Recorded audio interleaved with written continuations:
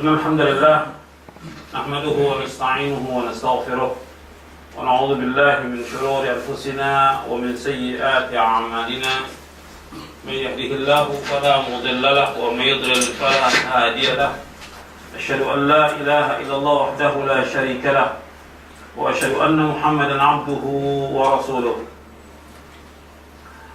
يا أيها الذين آمنوا اتقوا الله حق تقاته ولا تموتن إلا وأنتم مسلمون يا أيها الناس اتقوا ربكم الذي خلقكم من نفس واحدة وخلق منها زوجها وبث منهما رجالا كثيرا ونساء واتقوا الله الذي تساءلون به والأرحام إن الله كان عليكم رقيبا يا أيها الذين آمنوا اتقوا الله وقولوا قولا سديدا يصلح لكم أعمالكم ويغفر لكم ذنوبكم ومن يطع الله ورسوله فقد فاز فوزا عظيما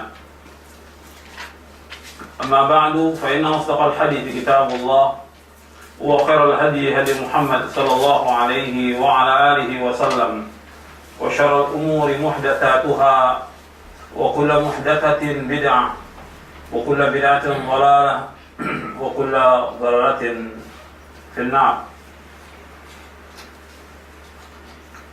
Ya ikhwah, a'azakumullah, kepada ikhwan dan akhwat yang dimuliakan oleh Allah Subhanahu wa taala. Alhamdulillah, kita bersyukur kepada Allah Subhanahu wa taala atas segala nikmat yang Allah karuniakan kepada kita. Nikmat iman, nikmat Islam, nikmat sehat, nikmat afiah, nikmat diberikan hidayah oleh Allah SWT di atas Islam, nikmat diberikan hidayah oleh Allah SWT di atas sunnah Nabi sallallahu alaihi wa ala alihi wasallam, nikmat kita diberikan hidayah oleh Allah SWT untuk memanfaatkan kesempatan liburan yang Allah berikan kepada kita untuk menuntut ilmu, untuk mengkaji Al-Quran, untuk mengkaji sunnah Nabi sallallahu alaihi wa ala alihi wasallam, yang merupakan kewajiban bagi setiap muslim dan muslimah. Sebab Nabi sallallahu alaihi wasallam bersabda, "Talabul ilmi fariidatun ala kulli muslimin." Bahwa menuntut ilmu itu wajib atas setiap muslim. Hadisnya yang sahih sampai muslim aja, tidak ada tambahan muslimah. Nabi bersabda, "Talabul ilmi fariidatun ala kulli muslimin." Bahwa menuntut ilmu itu wajib atas setiap muslim. Makanya kita bersyukur kepada Allah SWT diberikan hidayah dan juga diberikan kesempatan untuk menuntut ilmu yang merupakan kewajiban. Sebab setiap muslim dan muslimah wajib menuntut ilmu syar'i. Wajib dia mengkaji Al-Quran, wajib dia mengkaji sunnah Nabi SAW, dan wajib mengamalkan Islam.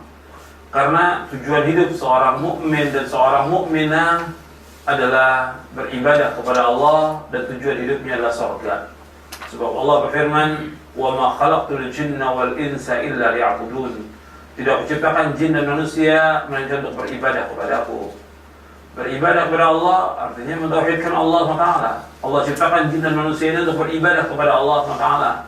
Dan kita tidak akan tahu bagaimana beribadah kepada Allah dengan benar kecuali dengan kita menuntut ilmu. Kita tidak akan tahu bagaimana beribadah dengan benar kecuali dengan kita menuntut ilmu syar'i. Begitu juga tujuan hidup seorang mukmin adalah surga. Tujuan hidup seorang mukmin adalah untuk mencapai surga. Karena dunia ini bukan tujuan hidup. Tujuan hidup seorang mukmin dan mukminah adalah jannah. Nah, untuk mencapai surga juga harus dengan ilmu. Gak mungkin dia begitu saja masuk surga tanpa dia berilmu, tanpa dia mengamalkan Islam, tidak mungkin.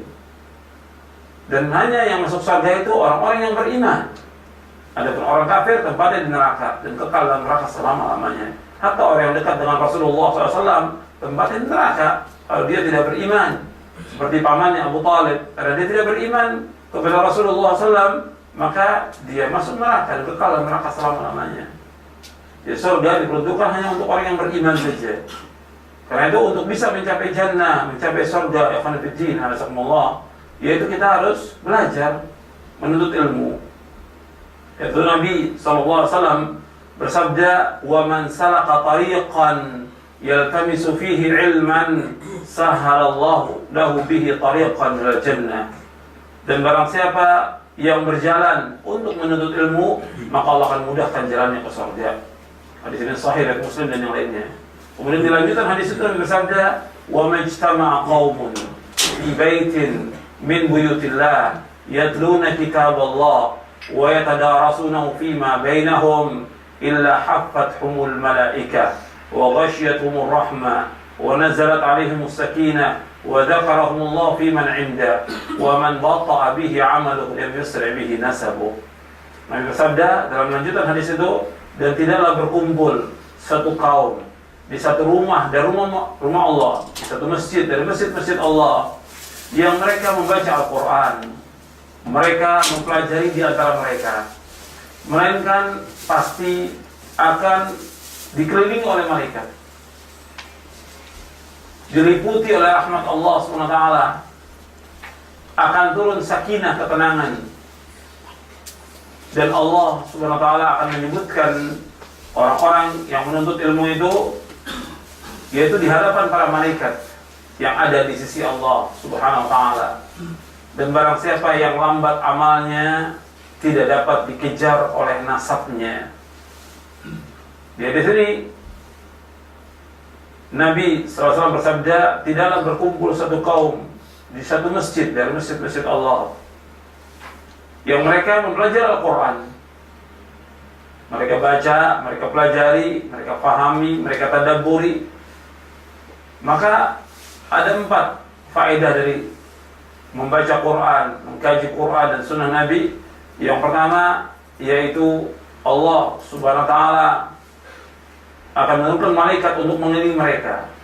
Maka setiap majelis ilmu itu ada malaikat yang mengelilingi. Yang kedua, akan diliputi oleh rahmat Allah Subhanahu wa taala. Diliputi oleh rahmat Allah Subhanahu wa taala. Yang ketiga yaitu akan turun sakinah, ketenangan. Makanya orang menuntut ilmu itu dia akan mendapatkan ketenangan. Berbeda dengan orang-orang yang berbuat dosa atau maksiat atau yang lainnya. Yang keempat, Allah akan sebutkan dia di hadapan para malaikatnya, wa dzakarahumullahu fiman 'indah. Allah akan sebutkan di antara orang-orang yang berada di sisinya, di sisi Allah SWT. Jadi orang untuk ilmu itu mempunyai keutamaan yang besar. Kemudian dilanjutkan hadis itu di bagian akhirnya Nabi bersabda, "Man batta'a bihi 'amalu lam yusri' bihi nasabu." Barang siapa yang lambat amalnya, tidak dapat dikejar oleh nasabnya. Artinya kalau dia orang yang lambat dalam dia beramal, melakukan amal-amal soleh, enggak dapat dikejar oleh nasabnya. Umpamanya nasabnya dia menisbatkan dirinya bahwa dia keturunan Nabi Muhammad SAW. Dia keturunan umpamanya di kita itu ningrat, atau orang yang dianggap keluarganya kaya atau mulia. Kalau dia lambat amalnya, nggak bisa dikejar nasabnya. Karena apa? Karena surga itu bagi orang-orang yang beramal dan juga bagi orang-orang yang diberikan rahmat Allah Taala. Kalau dia tidak melakukan amal-amal soleh, dia hanya berbangga dengan nasabnya, tapi dia berbuat dosa, maksiat, ya di akhirat tetap akan dihitung oleh Allah tentang amalnya, bukan nasabnya. Meskipun dia mengaku keturunan Nabi, kalau lambat amalnya, ya tetap aja dia juga lambat untuk masuk ke dalam jannah. Bapak Allah menganjurkan kita dan memerintahkan kita untuk beramal. Allah berfirman, وَتِلْكَ الْجَنَّةُ الَّتِي أُورِثْتُمُوهَا بِمَا كُنْتُمْ تَعْمَلُونَ. Dalam surah Az-Zukhruf, itulah surga yang diwariskan kepada kalian dengan sebab apa yang kalian amalkan. Amalkan. Itu surga bagi orang yang beramal. Makanya orang yang lambat amalnya, tidak melakukan amal-amal soleh, ya meskipun nasabnya tinggi, ya enggak, atau mulia, tetap aja dia tetap orang-orang yang terbelakang. Jadi ikhwan fillah, azakumullah, kita diperintahkan untuk menuntut ilmu, untuk belajar, dan kita diperintahkan untuk mengamalkan. Karena itu ikhwan fillah, azakumullah, kita adakan kajian atau pengajian, atau sekarang seperti di Tokyo ini daurah, dan daurah ini sudah berapa kali di Jepang ini Di Kobe saja mungkin sudah yang ke-15 ya. Iya Pak Toko. Iya, di Kobe itu sudah yang ke-15. Kalau saya mulai pertama kali daurah di Kobe itu tahun 2001 atau 2002. Ya sudah 8 tahun yang lalu di Kobe. Jadi kita adakan daurah dan juga kajian dalam rangka juga meningkatkan ilmu kita, meningkatkan iman kita kepada Allah, dan juga meningkatkan amal saleh. Karena tujuan hidup seorang mukmin adalah surga. Dunia ini bukan tujuan. Makanya pada waktu daurah Kobe tahun yang lalu, yang ke-14, saya jelaskan tentang tazkiyatun nufus. Saya bawakan penjelasan Al-Imam Ibnu Qayyim bahwa orang-orang yang tujuan hidupnya dunia adalah orang-orang yang paling rugi di muka bumi. Bukan yang paling rugi, orang-orang yang hatinya sakit, orang-orang yang hatinya keras. Bahkan kata Imam Ibnu Qayyim di dalam kitabnya Iddatus Sabirin wa Zakhiratus Syakirin, bahkan beliau dengan kalimat-kalimat yang keras dalam rangka mengingatkan kaum muslimin. Kata beliau, orang yang mengejar dunia adalah orang yang paling bodoh di muka bumi ini. Kata beliau lagi, orang yang paling idiot. Dan segala macam disebutkan. Saya bawakan juga di buku saya, penjelasan Muqayyim itu di buku Manhaj Ahlus Sunnah dalam Tazkiyatun Nufus. Karena dunia ini bukan tujuan. Tujuan hidup seorang mukmin adalah akhirat. Karena tujuan hidup seorang mukmin adalah akhirat, maka dia harus berusaha melakukan menuntut ilmu, melakukan amal saleh, bagaimana supaya masuk ke jannah. Contoh yang jelas ya Rasulullah SAW.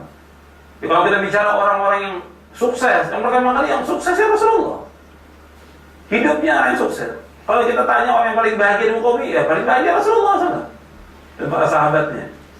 Kalau tanya orang yang paling berhasil di muka bumi, ya mereka. Kenapa? Allah menyebut kita dalam Al-Quran, orang yang sukses, orang yang berhasil adalah orang yang masuk jannah, masuk surga. Itu sukses abadi.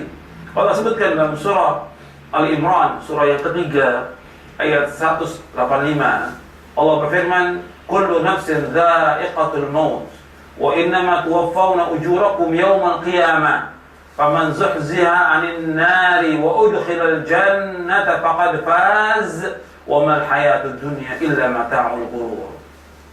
Allah berfirman di dalam surah Ali Imran ayat 185, kullu nafsin dha'iqatul maut, setiap jiwa itu pasti akan mengalami mati. Wa innama tuwaffawna ujurakum yawmal qiyamah, dan sesungguhnya akan disempurnakan ganjaran kalian nanti pada hari kiamat.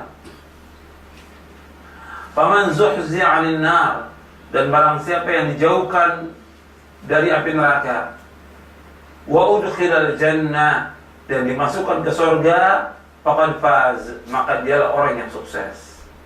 Wa mal hayatud dunya illa mata'ul ghurur, dan tidaklah kehidupan dunia melainkan kehidupan yang menipu. Antum lihat dalam ayat ini Allah sebutkan ada 4. Yang pertama Allah sebutkan dalam ayat ini, setiap jiwa pasti akan mati. Ini kepastian sudah, nggak bisa diingkari oleh siapapun juga. Mati itu pasti. Dia muda, tua, pasti mati. Semua pasti mati. Itu pasti. Kita bicara yang pasti. Makanya kita dalam hidup ini bicara yang pasti sudah. Mati pasti sudah. Tentang adanya kubur pasti, alam barzakh. Tentang surga dan neraka pasti. Tentang dibangkitkannya manusia dari kuburnya pasti. Gitu. Semuanya pasti. Ya kalau berkaitan dengan mati, ya semua jiwa pasti mati. Semua juga akan ditanyakan tentang apa yang dilakukan. Dikumpulkan dari padang mahsyar pasti sudah. Kemudian yang kedua, di ayat ini Allah sebutkan akan disempurnakan ganjaran kalian pada hari kiamat. Jadi kalian akan disempurnakan ganjaran pada hari kiamat.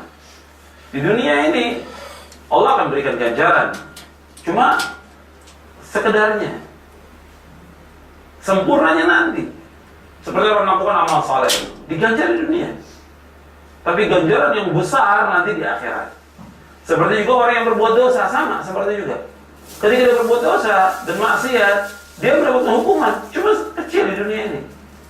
Nanti azabnya yang pertama di kubur, yang kedua nanti di padang mahsyar, yang ketiga di neraka. Tetap itu sempurna, disempurnakan ganjaran. Seperti orang-orang yang berbuat zalim di dunia ini, banyak orang berbuat zalim. Dibalas di dunia ini hanya sekedarnya aja, tapi di akhirat nanti Allah akan balas dengan keras. Makanya disempurnakan ganjaran itu nanti pada hari kiamat.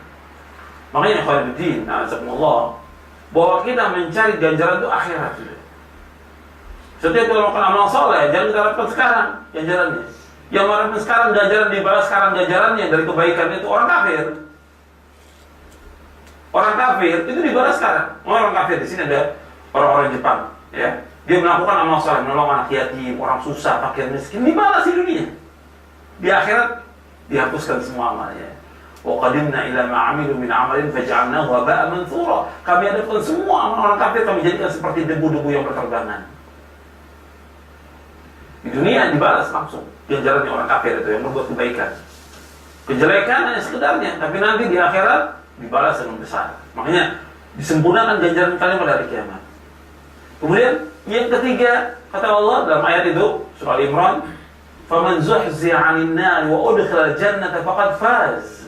Barang siapa yang dijauhkan dari api neraka, dimasukkan ke surga, maka adalah orang yang sukses. Jadi orang kalau dijauhkan dari api neraka, dimasukkan ke surga, sukses dia. Maka kalau kita bicara seorang yang sukses, ya Nabi SAW, para sahabat sukses. Ya kalau disebutkan orang yang sukses, nggak berarti bahwa tidak mendapatkan cobaan, ujian. Semua dapat cobaan, ujian. Hatta orang kafir. Cobaan, ujian dalam hidup mesti. Orang kayak orang kafir mencari nafkah, apa dia diam-diam aja kemudian dapat? Tidak, berjuang dia siang dan malam untuk bisa mencari nafkah. Belum lagi cobaannya, ujiannya. Kalau mereka dapat ganjaran dapat ujian, tapi orang beriman dapat ganjaran selama dia ikhlas dan sabar. Semua dapat cobaan. Tapi kalau dia dijauhkan dari api neraka, dimasukkan ke surga, dia sukses. Jadi jangan orang mengatakan kalau orang yang sukses, kok Nabi mendapatkan cobaan, ujian, wajar, semua manusia dapat cobaan, ujian. Dia orang yang sukses, beliau SAW orang yang bahagia di muka bumi ini, dan juga para sahabatnya. Yang keempat, Allah sebutkan wamal hayatud dunya illa mata'ul ghurur. Dan tidaklah kehidupan dunia melainkan kehidupan yang menipu. Jadi khairuddin azzakumullah, kita jangan menilai sukses itu dengan harta kita, dengan jabatan kita, dengan kedudukan, atau dengan titel yang ada. Itu bukan sukses. Kemudian juga semu sifatnya, semu sementara. Sukses yang abadi nanti di akhirat. Dan itu sudah diketahui oleh para sahabat hakikat yang sebenarnya, karena diberitahu oleh Rasulullah SAW, gurunya Rasulullah. Maka para sahabat ketika peperangan itu, hatta orang yang baru masuk Islam, yang diharapkan apa? Bukan dunia, surga. Seperti kejadian waktu perang Uhud, Musairim baru masuk Islam. Kemudian masuk Islam, ikut maju ke medan perang karena Nabi mengalami kekalahan dalam perang Uhud. Dan kocar-kacir para sahabat waktu itu radhiyallahu anhum ajma'in. Ada orang yang masuk Islam, ikut membantu. Masuk Islam, kemudian dia perang. Kemudian syahid. Kata Nabi, amila qalilan wa ujira katsira. Dia beramal sedikit sekali, diberikan ganjaran yang besar. Ganjaran besar apa? Surga. Dan terjadi juga pada dalam Khaybar, ketika ada seorang yang mau bantu Nabi Rasulullah, saya ikut bantu engkau. Karena apa? Dilihat akhlaknya Nabi, orang simpati dengan akhlaknya Rasulullah SAW. Dia ingin perang, enggak, kata Nabi masuk Islam dulu. Setelah dia masuk Islam, dia perang. Ketika perang, karena Khaybar itu ada 7 bentengnya Yahudi. Setiap dikalahkan, dibagi ghanimah, harta rampasan perang. Setiap kalah, Yahudi itu dibagi rampasan perang. Nah, dia masuk, dapat bagian. Ketika dapat bagian, ya Rasulullah, bukan ini aku ingin. Bukan rampasan perang ini aku ingin. Aku ingin dipanah di sini, di leher itu. Kemudian aku meninggal, aku masuk surga. Sembarangan. Orang baru masuk Islam sudah tahu tentang tujuan hidupnya. Ingin masuk jannah, surga. Betul kata Nabi. Mudah-mudahan Allah kabulkan. Maju lagi kemudian perang, betul terpanah di sini. Jadi jelas hidupnya, jelas tujuan hidup itu jelas. Ya seperti yang kita lihat sekarang. Orang-orang tidak jelas dalam tujuan hidupnya. Atau kadang-kadang juga dia sudah mempunyai tingkatan ilmu yang Masya Allah, kadang juga nggak tahu tentang tujuan hidup. Nah, ini hakikat hidup yang kita tahu. Sebagaimana para sahabat mengetahui tentang hakikat kehidupan ini, bahwa dunia ini fana, nggak ada arti apa-apa, dan pasti akan hancur dan pasti akan binasa. Dan Allah berkali-kali dalam Al-Quran mengatakan dunia ini kehidupan yang menipu dan menipu dunia ini. tujuan hidup seorang mukmin adalah surga. Nah, itu yang harus kita cari. Nah, kita berusaha bagaimana untuk mendapatkan jannah. Ya tentunya untuk bisa masuk jannah dengan ilmu. Seperti yang tadi saya sebutkan, wa man salaka tariqan yaltamisu fihi ilman sahhalallahu lahu bihi tariqan al-jannah. Barang siapa yang berjalan untuk menuntut ilmu, Allah akan mudahkan jalannya ke surga. Ya harus menuntut ilmu. Kalau dia nggak menuntut ilmu, bagaimana dia bisa tahu tentang Islam? Bagaimana dia tahu tentang iman?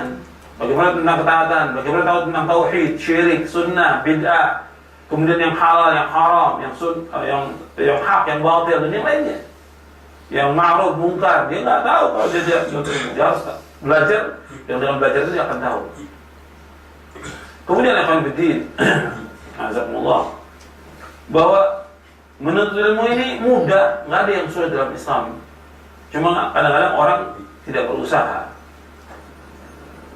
Kadang-kadang orang menuntut ilmu yang sifatnya kifayah, yang fardu kifayah, luar biasa dia berkorban.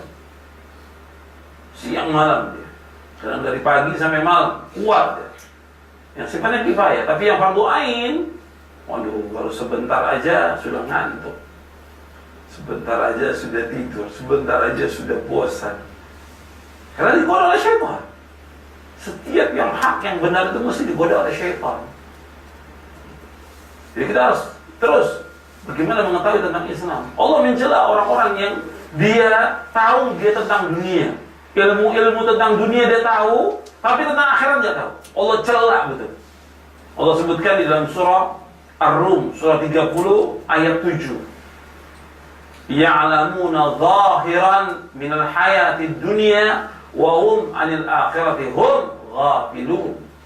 Mereka tahu apa yang lahir di dunia ini. Yang tampak dulu mereka tahu. Tapi tentang akhirat mereka lalai.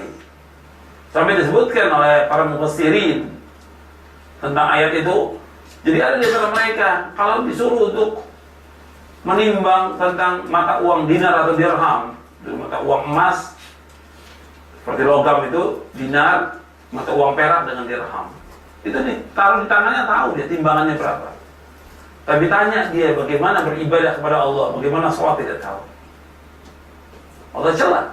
Mereka ya'lamuna zahiran minal hayati dunya wa hum 'anil akhirati hum ghafilun. Maka Nabi SAW, di antara doa Nabi SAW, di antaranya jangan sampai dijadikan dunia ini sebagai puncak ilmunya. Wala taj'alid dunya akbara hammina wala mablagha ilmina. Ya Allah, jangan engkau jadikan dunia ini sebagai cita-cita kami. Wala taj'alid dunya akbara hammina. Jangan jadikan dunia ini cita-cita kami. Tujuan hidup kami jangan. Wala mablagha ilmina. Jangan kau jadikan ya Allah dunia ini sebagai puncak dari ilmu pengetahuan kami.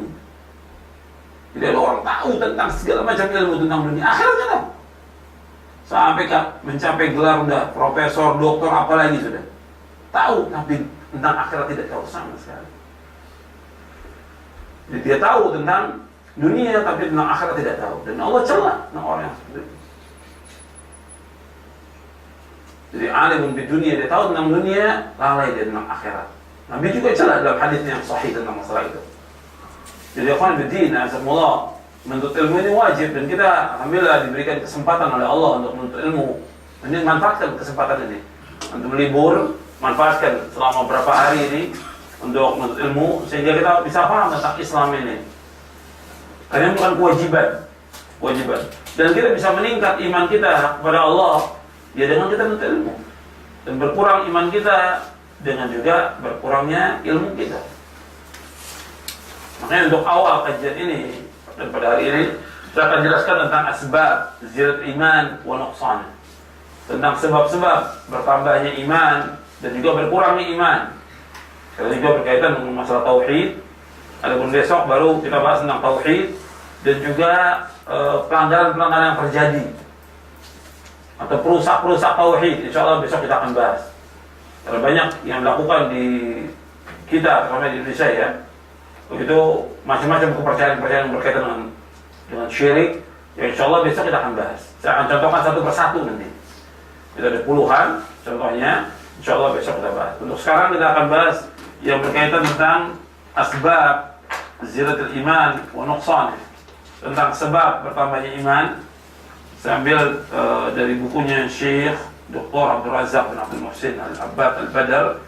Kemudian saya tambahkan dari keterangan-keterangan yang lain, yaitu tentang sebab-sebab berkurang dan bertambahnya iman. Karena masalah ini penting untuk kita kaji tentang berkurang dan bertambahnya iman.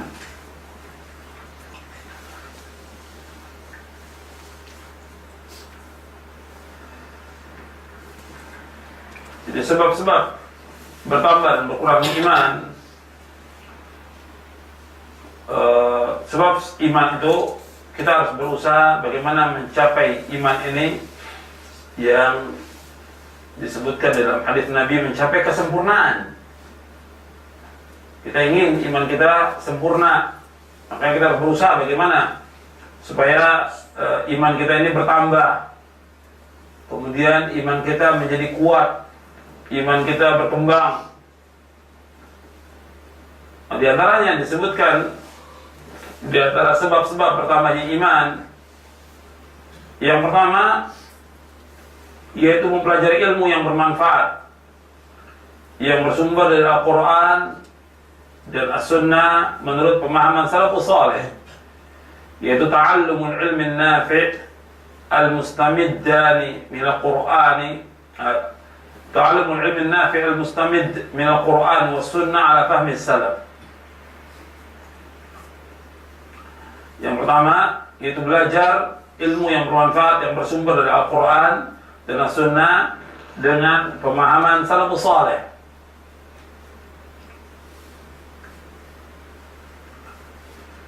Jadi untuk menambah iman kita, ya khonfidina, Allah, itu harus kita belajar ilmu yang bermanfaat yang sumbernya dari Al-Quran, kemudian juga dari Sunnah Nabi Sallallahu Alaihi Wasallam. Allah Subhanahu wa Ta'ala menyebutkan di dalam banyak ayat tentang masalah ilmu. Saya bawakan beberapa ayat di sini yang menjelaskan tentang ilmu. Jadi yang pertama ini tentang sebab bertambahnya iman, yaitu ta'allum al-ilm an-nafi' al-mustamid min kitabillah wa sunnah Rasulullah ala fahmi salaf salih. Kita belajar Al-Quran, belajar sunnah menurut pemahaman salafus salih. Tentang ilmu, Allah berfirman yang pertama dalam surah Al-Imran ayat 18.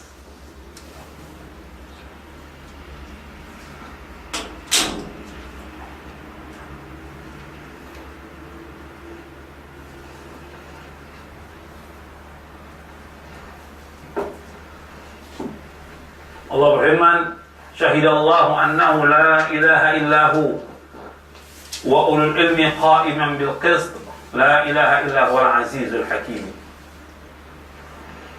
Allah bersaksi bahwa tidak ilah yang berhak diibadahi hanya Allah, dan juga malaikatnya dan orang-orang yang berilmu tegak dengan keadilan.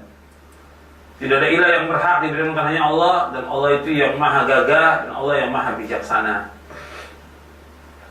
Allah menyebutkan dalam surah Ali Imran di ayat 18, surah 3 ayat 18.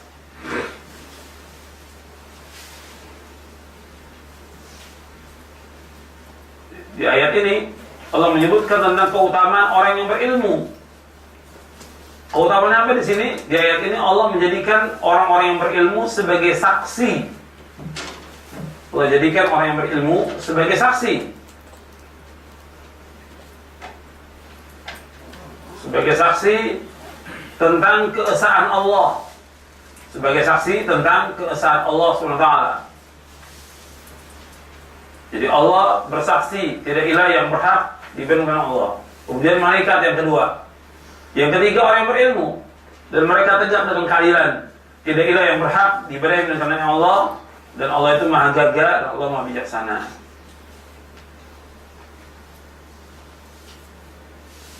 Kemudian juga di dalam surah An-Nisa ayat 162, jadi saya tidak baca.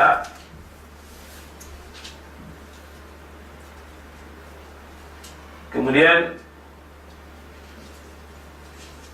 yang ketiga dalam surah Al-Hajj ayat 54.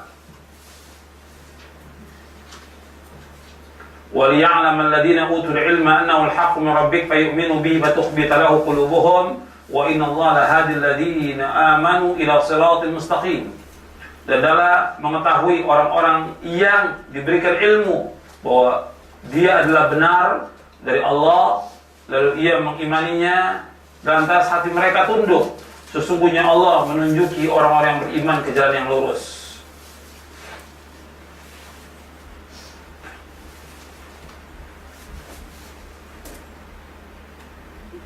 Ayat yang ketiga ini di dalam surah Al-Hajj ayat 54. Kemudian selanjutnya dalam surah Saba ayat 6. Surah Saba ayat 6. Wa yara alladhina utul ilma alladhi unzila ilayka min rabbikal haqq. Wa yara alladhina utul ilma alladhi unzila ilayka min rabbika huwal haqq wa yahdi ila siratil azizil hamid. Dan orang-orang yang diberikan ilmu melihat atau memandang bahwa apa yang diturunkan kepadamu itu dan Rabbmu itu benar, dan dia menunjuki ke jalan Allah yang maha gagah dan maha terpuji. Ayat ini juga dijadikan dalil oleh para ulama bahwa para sahabat adalah orang-orang yang berilmu. Dasarnya ayat ini, wa yara alladziina utul ilma, dalam tafsirnya, di dalam kitab tafsir disebutkan yang dimaksud bahwa orang yang diberikan ilmu dalam ayat ini dalam surah Saba ayat 6, yang dimaksud para sahabat. Maka para sahabat adalah orang-orang yang berilmu. Sahabat itu orang menguasai Quran, dia menguasai sunnah. Makanya ketika kita berbicara, kita wajib berpegang pada Al-Quran dan sunnah menurut pemahaman salafus saleh. Karena apa? Karena para sahabat adalah orang-orang yang tahu tentang ilmu. Para sahabat adalah orang-orang yang tahu tentang ilmu. Mereka yang tahu tentang Al-Quran, mereka yang tahu tentang sunnah. Kemudian ayat selanjutnya lagi dalam surah Fatir ayat 28. Innama yakhshallaha min ibadihi al-ulama, innallaha azizun ghafur. Sesungguhnya yang takut kepada Allah dari hamba-hambanya para ulama. Sesungguhnya Allah itu maha gagah dan Allah itu maha pengampun. Jadi yang takut kepada Allah itu adalah para ulama. Tentunya yang dikatakan ulama itu orang-orang yang betul-betul dia memahami tentang Quran, memahami tentang sunnah. Mereka tahu tentang tauhid, dan mereka mengamalkan Islam ini. Itu yang dikatakan dengan ulama. Kemudian juga ayat yang lain dalam surah Al-Mujadalah ayat 11. Allah berfirman, yarfa'illahu alladhina amanu minkum walladhina utul ilma darajat. Allah mengangkat orang-orang yang beriman di antara kamu dan orang-orang yang berilmu berapa derajat. Dan Allah mengetahui tentang apa yang kalian lakukan. Jadi di dalam ayat ini, Allah mengangkat orang yang beriman itu beberapa derajat, orang yang berilmu berapa derajat. Jadi orang yang berilmu diangkat oleh Allah. Makanya kalau kita ingin bertambah iman kita kepada Allah SWT, ya kita harus belajar untuk ilmu. Akan bertambah iman kita. Akan bertambah juga rasa takut kita kepada Allah SWT. Dan juga akan diberikan oleh Allah pintu-pintu kebaikan. Makanya ketika Nabi bersabda dalam hadis yang sahih yang diriwayatkan Imam Bukhari dan Muslim dari sahabat Muawiyah bin Abi Sufyan radhiyallahu anhu, Nabi bersabda, "Man yuridillahu bi khairan yufaqihu fid din." Barang siapa yang dikehendaki Allah kebaikan padanya, diberikan dia pemahaman tentang agama. Kata Syekhul Islam Ibnu Taimiyah dalam Majmu' Fatawanya, kebalikan dari hadis ini, barang siapa yang tidak dikehendaki Allah kebaikan, tidak diberikan pemahaman tentang agama. Makanya kita bersyukur bahwa Allah diberikan waktu dan waktu yang luang untuk menuntut ilmu, maka manfaatkan. Dan setelah menuntut ilmu juga kita harus paham tentang apa yang disampaikan itu. Maka dikatakan barang siapa yang dikehendaki oleh Allah, kata Nabi, kebaikan pada orang itu diberikan dia pemahaman tentang agama. Berarti kalau Allah tidak menghendaki kepada seorang kebaikan, nggak diberikan dia pemahaman tentang agama. Makanya nikmat yang paling besar itu kita paham tentang Islam ini. Itu nikmat yang paling besar.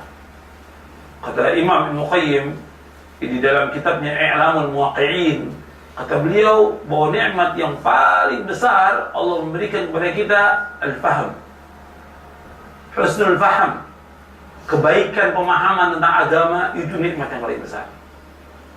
Banyak orang menuntut ilmu tapi pemahamannya menyimpang. Banyak orang yang belajar tapi pemahamannya menyimpang. Makanya harus kita paham tentang Islam ini dengan pemahaman yang benar. Makanya pertama kali kita ikuti pemahaman para sahabat. Itu yang Nabi jamin, pemahaman yang benar, pemahaman yang hak. Kemudian juga dalam hadis Nabi SAW, di dalam hadis yang diriwayatkan oleh Imam Ahmad, Abu Dawud, Tirmidzi, Ibnu Majah, dari Ibnu Hibban dan yang lainnya, Nabi pernah bersabda tentang ilmu. Dan di sini pertama kita bahas bahwa sebab yang pertama, jadi ada beberapa sebab. Ya, nanti dari sebab yang pertama ada berapa lagi poin-poinnya. Jadi sebab yang pertama untuk bertambahnya iman kita, menuntut ilmu. Nah, dalilnya sudah saya bawakan. Kenapa kita menuntut ilmu untuk bertambah iman? Ini dalilnya. Kemudian dari hadis Nabi bersabda, "Man salaka tariqan yatlubu fi ilman salaka Allah bihi tariqan min turuqil jannah. Wa innal malaikata la tadau ajnihata li talibil ilmi ridan bima yasna'. Wa innal 'alima la yastaghfir lahu man fis samawati wa man fil ard wal hitanu fi jawfil ma'. Wa inna fadla al-'alimi 'ala al-'abidi ka fadli al-qamar laylatal badr 'ala sa'iril kawakib. Wa innal ulama warathatul anbiya. Wa innal anbiya lam yuwarithu dinaran wala dirhaman, innama warathul ilma, faman akhadahu bihadzin wafir." Faman akhadha bihadzin wafir. Di dalam Musnad Imam Ahmad, Abu Dawud dan Sunan Abu Dawud, Sunan Tirmidzi, Ibnu Majah, Sunan Darimi dan yang lainnya, hadis ini sahih dari sahabat Abu Darda radhiyallahu anhu, ia berkata, telah bersabda Rasulullah SAW, barang siapa yang berjalan untuk menuntut ilmu, Allah akan mudahkan jalannya ke surga. Sesungguhnya malaikat meletakkan sayapnya, mengepakkan sayapnya kepada orang-orang yang menuntut ilmu karena ridho dengan apa yang ia lakukan. Dan sesungguhnya orang-orang alim akan dimohonkan ampun oleh makhluk yang di langit dan makhluk yang di bumi, sampai ikan yang di dalam air pun memohonkan ampun untuk orang yang mengajarkan ilmu syar'i. Sesungguhnya keutamaan orang alim atas ahli ibadah seperti keutamaan bulan purnama atas seluruh bintang. Dan sesungguhnya ulama pewaris para nabi. Sesungguhnya para nabi tidak mewariskan dinar, tidak mewariskan dirham. Para nabi tidak mewariskan mata uang. Sesungguhnya para nabi itu hanya mewariskan ilmu. Barang siapa yang mengambil ilmu, maka dia mendapatkan bagian yang besar. Hadis ini sahih dari Imam Ahmad, Abu Dawud, Tirmidzi, Ibnu Majah, Darimi, Ibnu Hibban, dan disahihkan oleh Syekh Al-Albani di dalam kitabnya Sahih Jami' Shaghir dan yang lainnya. Di dalam hadis ini Nabi menyebutkan barang siapa yang menuntut ilmu, yang pertama Allah mudahkan jalan ke surga. Tadi sudah kita bahas. Yang kedua, dalam hadis ini malaikat mengepakkan sayapnya. Semua malaikat bersayap, semua malaikat. Cuma kita nggak bisa melihat malaikat. Tapi kalau dia berupa manusia bisa kita lihat. Seperti zaman Nabi, malaikat Jibril datang menuntut ilmu kepada Nabi berupa manusia, bisa. Tapi Nabi pernah melihat malaikat Jibril dalam bentuk aslinya dengan 600 sayap menutup langit. Besar malaikat itu. Yang pertama dua kali. Pertama di bumi, yang kedua ketika Nabi Mi'raj ke langit, melihat malaikat Jibril dalam bentuk aslinya. Jadi semua malaikat bersayap, seperti yang Allah sebutkan dalam surah Fatir. Malaikat semuanya bersayap. Jadi malaikat mengepakkan sayapnya kepada orang-orang yang ilmu karena rindu dengan apa yang dilakukan.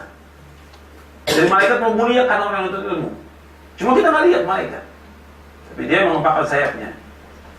Kemudian yang ketiga dalam hadis ini, orang-orang yang alim, yang mengajarkan kebaikan, yang mengajarkan Quran, mengajarkan Sunnah dengan pemahaman yang benar, pemahaman salaf, maka semua yang di langit, malaikat yang di langit, yang di bumi, sampai ikan memohonkan ampun untuk orang-orang yang mengajarkan kebaikan. Makanya orang-orang yang mengajarkan kebaikan, Quran dan Sunnah, dia harus ikhlas karena Allah. Dengan keikhlasannya itulah, maka Allah redha dan malaikat juga redha, dan dimohonkan ampun oleh yang di langit dan di bumi.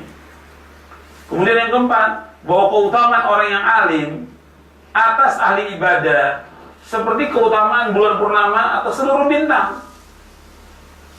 Keutamaan orang alim beda dengan ahli ibadah. Orang alim dia paham Quran Sunnah itu seperti bulan purnama yang menerangi semuanya. Di mana aja kita lihat bulan purnama, ya di Jepang, di Indonesia, di mana sama. Orang bisa lihat bulan purnama itu. Di belahan bumi Anda bisa lihat, terang, menerangi dunia. Tapi ahli ibadah ya hanya bintang kecil aja. Bedanya jauh antara orang alim dengan ahli ibadah. Orang ahli ibadah dia hanya beribadah untuk dirinya sendiri. Kadang-kadang juga dia nggak ajarkan istrinya, nggak ajarkan anaknya, sendiri aja ibadah. Beda dengan orang alim, dia manfaat buat dirinya, buat istrinya, buat anaknya, buat tetangganya, buat sanak kerabatnya, buat masyarakat, buat seluruh manusia. Orang alim itu. Makanya keutamanya besar antara orang yang berilmu dengan ahli ibadah. Dan kita harus jadi orang yang berilmu, bukan sekedar ahli ibadah. Ahli ibadah banyak, dari masjid ke masjid, dari masjid ke masjid, dia paham tentang Islam dan yang untuk dirinya. Maka beda. Makanya Imam Ahmad ketika ditanya tentang ini, Imam Ahmad juga menjelaskan tentang hadis ini. Ya, orang alim dia lebih utama daripada ahli ibadah. Seperti orang yang sholat atau dia etikaf hanya untuk dirinya sendiri. Tapi orang menyampaikan ilmu manfaat untuk kaum muslimin. Manfaat. Tetap dia juga yang berilmu, dia wajib mengamalkan ilmunya. Jadi di sini bahwa keutamaan orang yang alim seperti bulan purnama atas seluruh bintang. Kemudian yang kelima, bahwa ulama itu pewaris para nabi. Ulama pewaris para nabi. Dan Nabi tidak mewariskan mata uang emas, tidak mewariskan mata uang perak, tidak. Yang diwariskan oleh Nabi, diwariskan ilmu, maksudnya Quran dan Sunnah. Nah, barang siapa yang mengambil itu, dia mendapatkan bagian yang banyak. Jadi antum kalau mau ingin mendapatkan keutamaan, mendapatkan karunia, mendapatkan ketenangan, mendapatkan kebahagiaan, mendapatkan kemudahan, itu ilmu syar'i. Makanya sering saya sampaikan dan beberapa kali dalam daurah, bahkan setiap daurah masih saya mengatakan, setiap daurah di Jepang ini, saya katakan orang yang paling bahagia di muka bumi ini adalah orang yang menuntut ilmu syar'i. Orang yang paling bahagia di muka bumi ini orang yang menuntut ilmu syar'i. Gimana dia nggak bahagia? Dia belajar Quran, dia belajar Sunnah, dia memahami, dan dia orang paling bahagia. Hatta dalam masalah harta dia cuma sedikit dapatnya, tetapi dia bahagia hidupnya. Menuntut ilmu itu. Sebab kekayaan yang hakiki itu kekayaan hati. Banyak orang-orang kaya, bahkan di Jepang ini pernah juga ada orang-orang yang kaya yang bunuh diri. Kaya raya, berapa kak? Bukan satu orang, sudah puluhan orang di Jepang ini yang kaya raya matinya bunuh diri. Dia mengalami kebahagiaan. Rumahnya luas, kendaraan punya, harta segala macam dia punya. Enggak bahagia. Bahkan orang yang rumahnya sempit, tapi dengan imannya dia, dengan ilmunya dia, dengan dia qanaah, puas dengan apa yang Allah berikan, zuhud, dia gembira dan bahagia dalam hidupnya. Makanya itu Nabi dalam hadis yang sahih bersabda, "Laisal ghina an kathratil 'arad, walakinnal ghina ghina nafs." Bahwa kaya itu bukan banyaknya harta benda, tapi kaya itu kekayaan hati, kata Nabi. Yang bersabda Rasulullah, yang diberitahu oleh Allah tentang hati manusia. Kekayaan yang hakiki itu kekayaan hati. Dia bahagia. Makanya yang diwariskan ilmu. Kalau orang dia betul-betul memegang ilmu syar'i ini, dia memahami ilmu syar'i, dia amalkan ilmu syar'i, orang yang bahagia dia. Dia mendapatkan kekayaan yang banyak, bagian yang banyak dalam hidup ini. Bukan berarti kalau saya sebutkan gini nggak boleh kita cari nafkah, kaya boleh, boleh. Kita menjadi orang kaya boleh dalam Islam, nggak ada larangan. Bahkan dengan kekayaan yang kita miliki, kita bisa haji, kita bisa umroh, kita bisa memberikan nafkah kepada orang tua, kepada istri, kepada anak, kepada sanak famili, dan yang lainnya. Dengan kekayaan itu kita bisa mendapatkan keutamaan, memberikan nafkah, sedekah, dan yang lainnya. Tapi jangan sampai melalaikan kita dari mengingat Allah. Itu yang nggak boleh. Jangan sampai melalaikan kita dari mengingat Allah Subhanahu wa ta'ala. Kemudian dalam riwayat yang lain, dalam riwayat Tirmidzi dari sahabat Abu Umamah, dan Tirmidzi mengatakan hadis ini hasan sahih. Nabi bersabda, "Fadlul alimi 'alal 'abidi ka fadli 'ala adnakum. Inna Allah 'azza wa jalla wa malaikatahu wa ahlas samawati wal ardh hatta an-namlati fi juhriha hatta al-hud la yusalluna 'ala mu'allimin nas al-khaira." Kata Nabi SAW, jadi hadis ini diriwayatkan dari sahabat Abu Umamah. Rasulullah bersabda, keutamaan orang alim atas ahli ibadah seperti keutamaan aku atas orang yang paling rendah di antara kalian.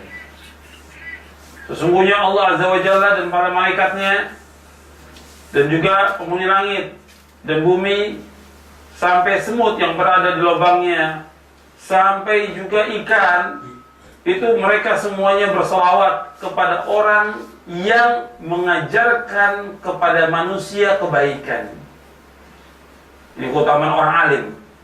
Makanya kita disuruh menjadi orang yang berilmu. Kalau kita nggak berilmu, bagaimana istri kita akan tahu tentang Islam? Kalau kita nggak berilmu, bagaimana anak kita tahu tentang Islam? Maka disuruh kita berilmu. Dan keutamaan orang yang berilmu, kata Nabi, seperti keutamaan aku dengan orang yang paling rendah di antara kamu.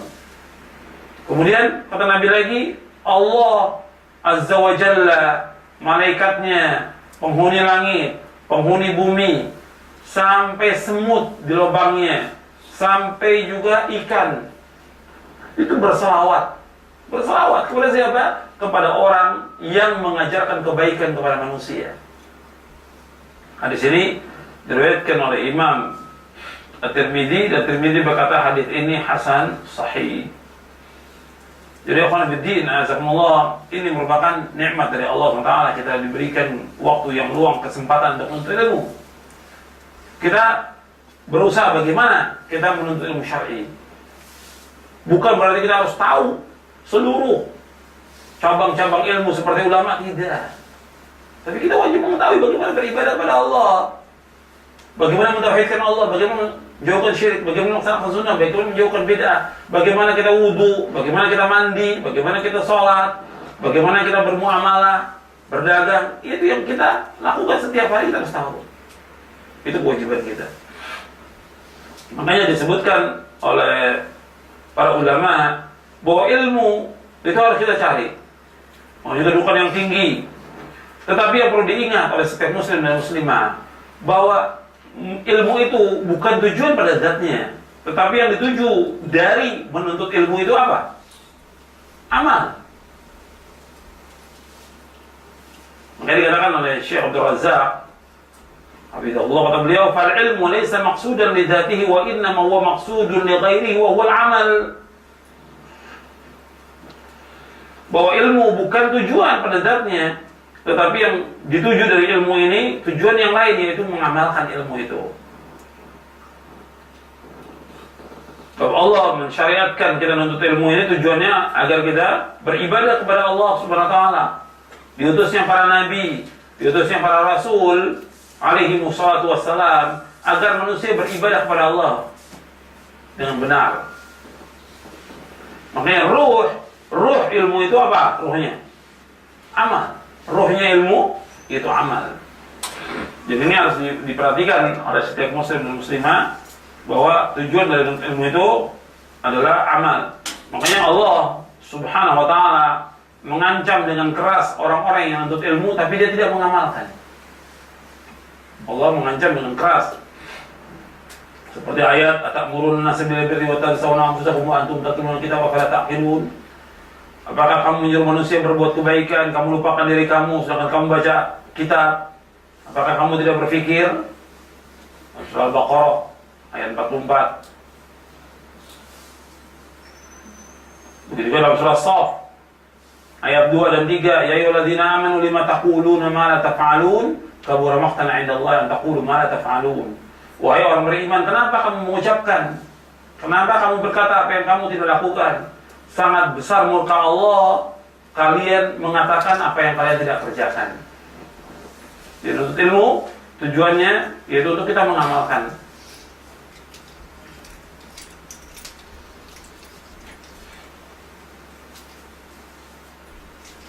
Makanya Syekhul Islam Ibnu Taimiyah menyebutkan tentang perkataan Imam Hasan Al-Basri. Kata beliau, ilmu itu ada dua. Al-ilmu ilmani. Ilmu itu ada dua. Yang pertama, ilmun fil qalb. Yang kedua, ilmun fil lisan. Yang pertama, ilmu itu di hati. Yang kedua, ilmu di lisan. Fa ilmul qalbi wal ilmun nafi'. Ilmu yang di hati itu yang bermanfaat. Wa ilmu lisan huwa hujjatullah ala ibadi. Adapun ilmu lisan itu hujjah Allah atas hamba-hambanya.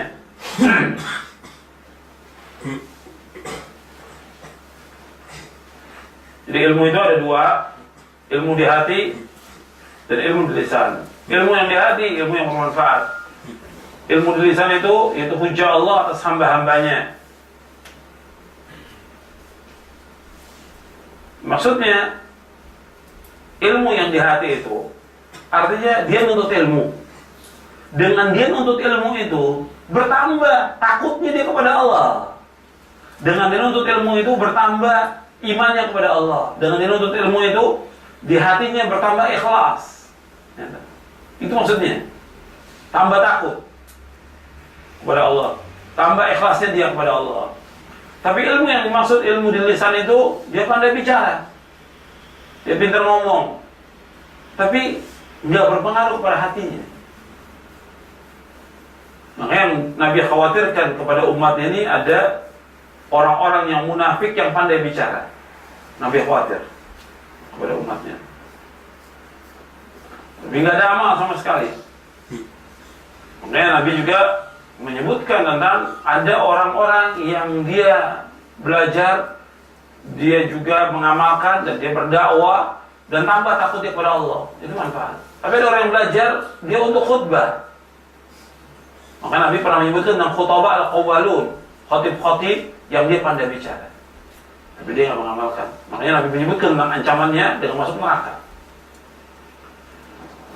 Jadi ikhwan fillah, azakumullah, ini ilmu ini harus kita pelajari, dan iman itu akan bertambah dengan kita nuntut ilmu. Karena dari kita nuntut ilmu akan bertambah iman kita. Juga kita duduk di majelis ilmu akan bertambah iman kita. Nah sekarang artinya pintu-pintu untuk mendapatkan ilmu dan bertambahnya ilmu agama ini ada beberapa. Di samping kita untuk ilmu syar'i ini, kita belajar Quran dan Sunnah, ada juga pintu-pintu ilmu yang dengannya iman itu bertambah. Yang pertama, ini masih sebab yang pertama untuk ilmu. Dari untuk ilmu ini ada beberapa pintu yang kita bisa bertambah iman kita kepada Allah, yaitu membaca Al-Quran dengan tadabbur. Membaca Al-Quran dengan tadabbur. Kita baca Al-Quran dengan tadabbur. Jadi kita baca Al-Quran bukan sekedar baca, tapi bagaimana mentadabburkan isi Al-Quran itu. Kita pelajari isinya.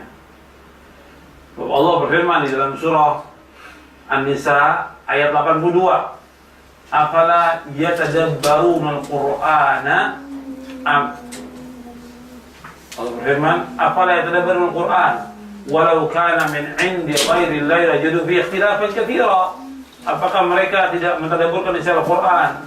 Kalau seandainya Quran datang dari selain Allah, maka engkau akan dapati perselisihan yang banyak.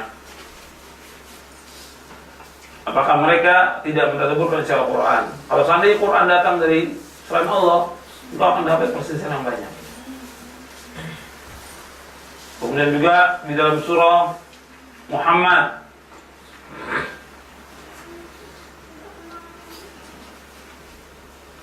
ayat 24, afala yatadabbarul Qur'an am ala qulubin aqfaluha. Apakah mereka tidak mentadabburkan secara Quran ataukah hati mereka tergembok, terkunci?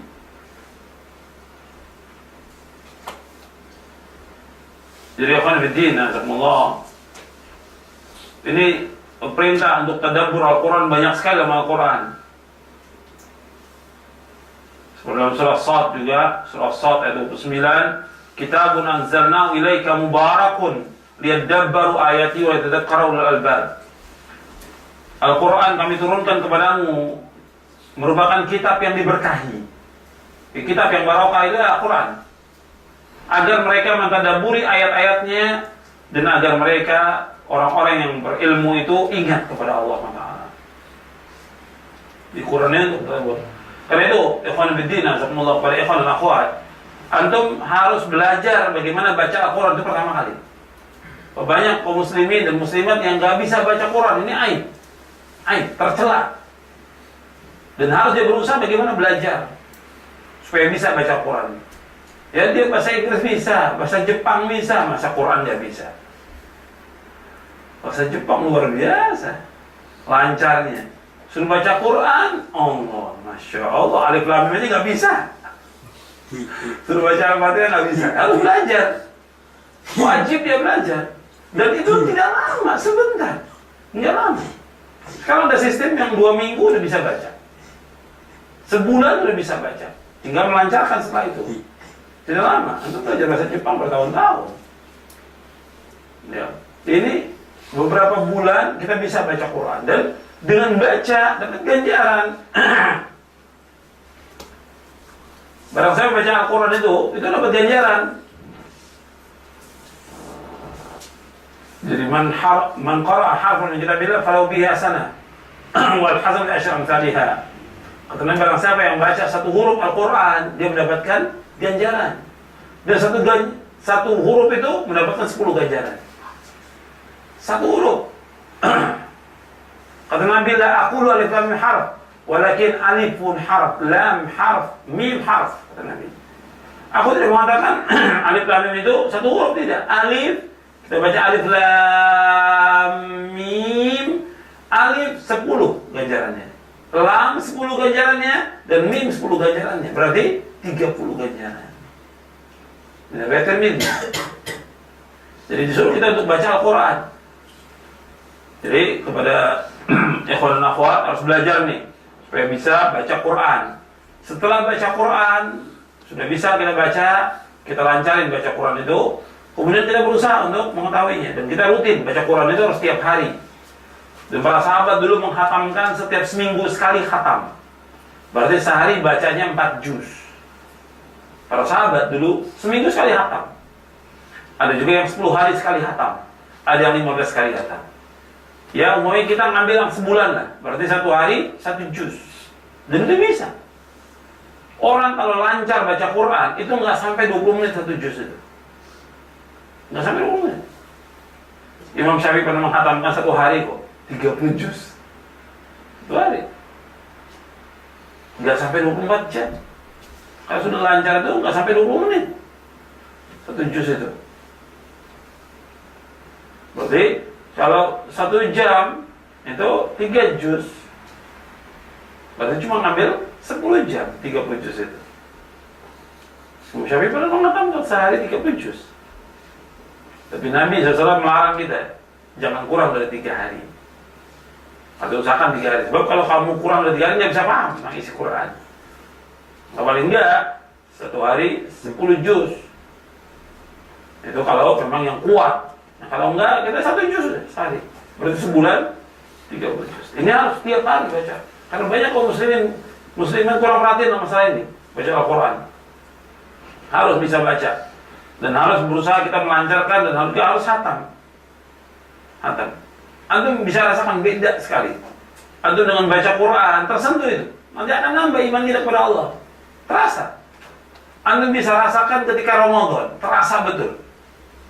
Ya, nggak tahu kalau di Jepang. Tapi kalau antum di Indonesia terasa betul suasananya suasana Ramadan. Antum baca Quran tiap hari, pagi baca Quran, sore baca Quran, malam baca Quran, tambah terasa iman itu bertambah, kelihatan. Terasa, dan kita merasakan bertambahnya iman. Tapi begitu bulan Syawal, nah mulai turun lagi iman itu. Karena Qurannya nggak dibaca lagi, sudah ditinggalkan. Amal-amal yang lain juga ditinggalkan. Makanya perhatikan ini untuk selalu kita baca Al-Quran di mana saja. Apalagi antum di sini ya, di negeri kafir, antum harus terus bagaimana membaca Al-Quran. Karena fitnah itu besar sekali, godaan besar sekali, gitu. Maka usahakan untuk setiap hari baca Al-Quran dan khatamkan. Kemudian setelah itu kita tadabbur tentang isinya. Terjemah ada, sudah dibagikan itu. Tapi nggak cukup dengan terjemah aja. Yang penting kita tahu lah. Setiap hari kita usahakan baca berapa lembar dari terjemahan itu. Supaya apa? Tahu isi Qurannya apa. Nanti untuk bisa memahami isinya lagi, antum tanya kepada yang ngerti. Fas'alu ahla dzikri in kuntum la ta'lamun. Tanya kepada yang mengerti, orang yang alim jika kalian tidak mengetahui. Kemudian juga setelah itu antum baca tafsirnya. Tafsir yang paling bagus Ibnu Katsir. Dan di Indonesia sudah diterbitkan, ya. Tafsir Ibnu Katsir itu baca setiap hari. Dan insya Allah kalau antum baca bertambah iman antum. Jadi usahakan tiap hari itu baca tafsir 5 lembar aja. Setahun insya Allah bisa tamat kita. Kemudian yang kedua, dari sebab yang pertama ini, yang kedua, mengenal nama-nama Allah yang indah dan sifat-sifatnya yang agung. Jadi ma'rifatu asma'illahil husna wa sifatil ula. Mengenal nama-nama Allah dan sifat-sifatnya yang tinggi. Terima kasih. Dengan kita mengenal nama-nama dan sifat-sifat Allah, itu akan bertambah iman kita.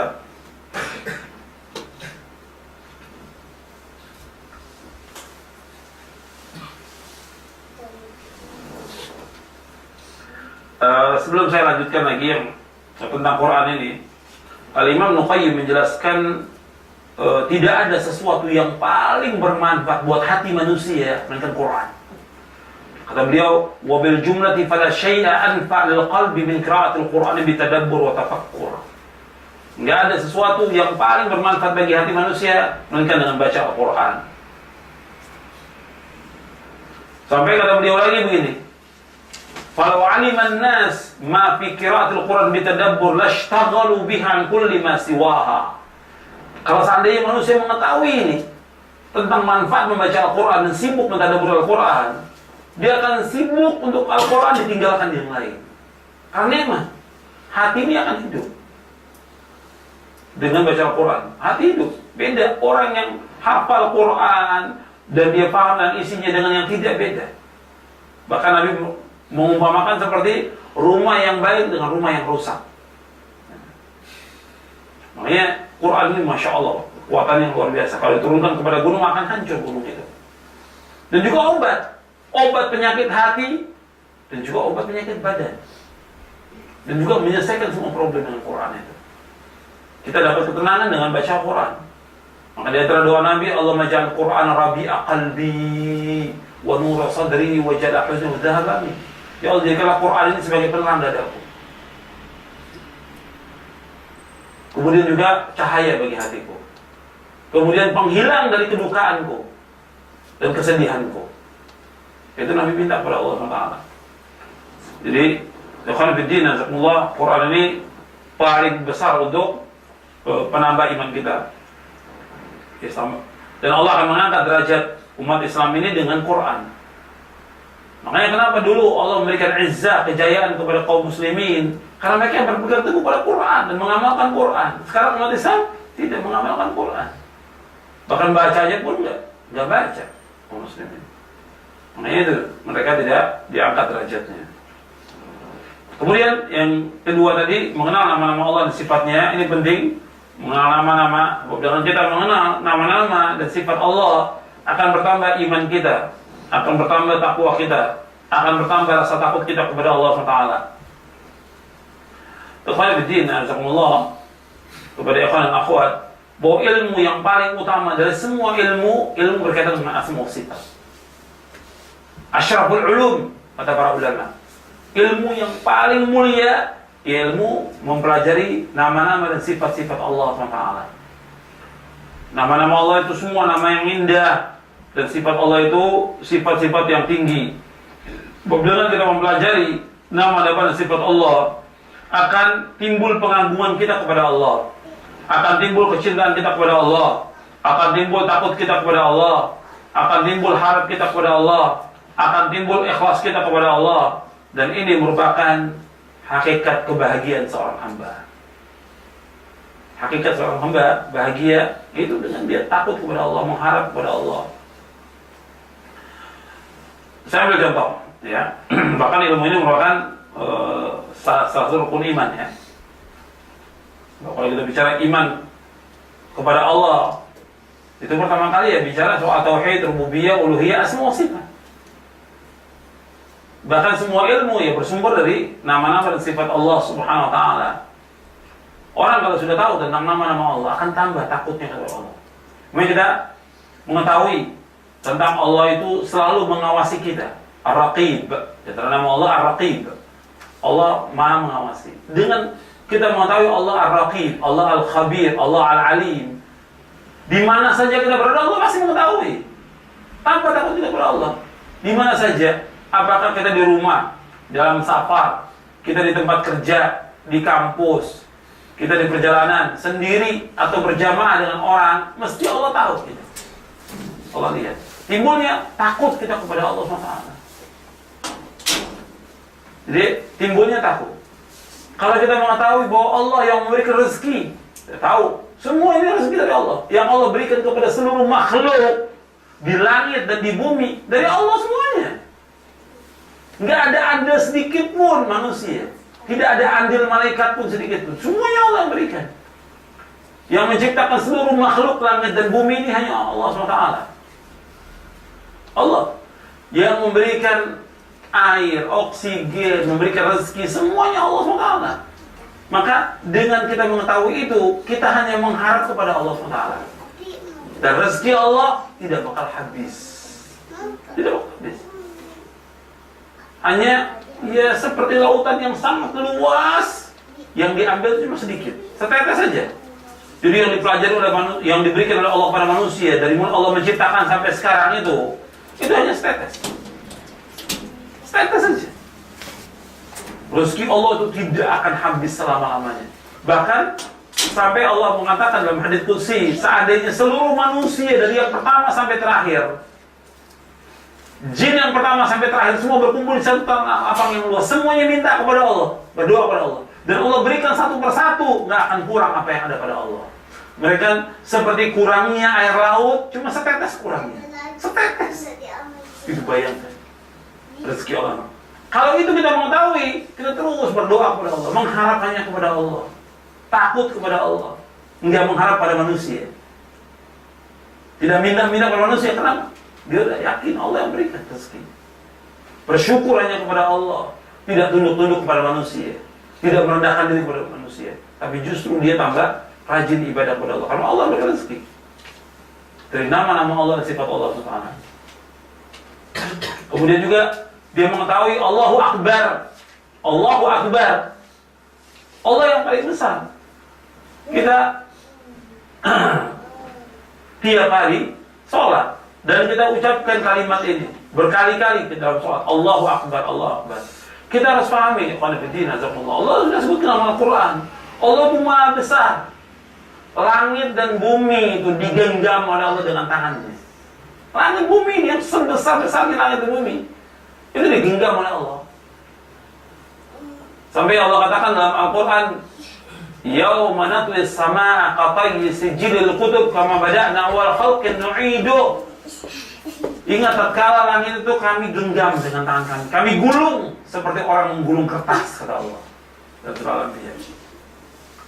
Atau dalam surah Az-Zumar, wa ma qadarullah qadri wal ardu jami'an qabdatu yawmal qiyamah was samawati matwiyatun bi yamini. Subhanahu wa ta'ala amma yusyrikun. Dan mereka tidak menghormati Allah, tidak memuliakan Allah, tidak menghargai Allah sebesar-besar kemuliaan. Padahal Allah lipat bumi itu. Dan Allah genggam langit itu di tangan kanannya pada hari kiamat. Digenggam. Langit dan bumi digenggam oleh Allah Taala pada hari kiamat nanti.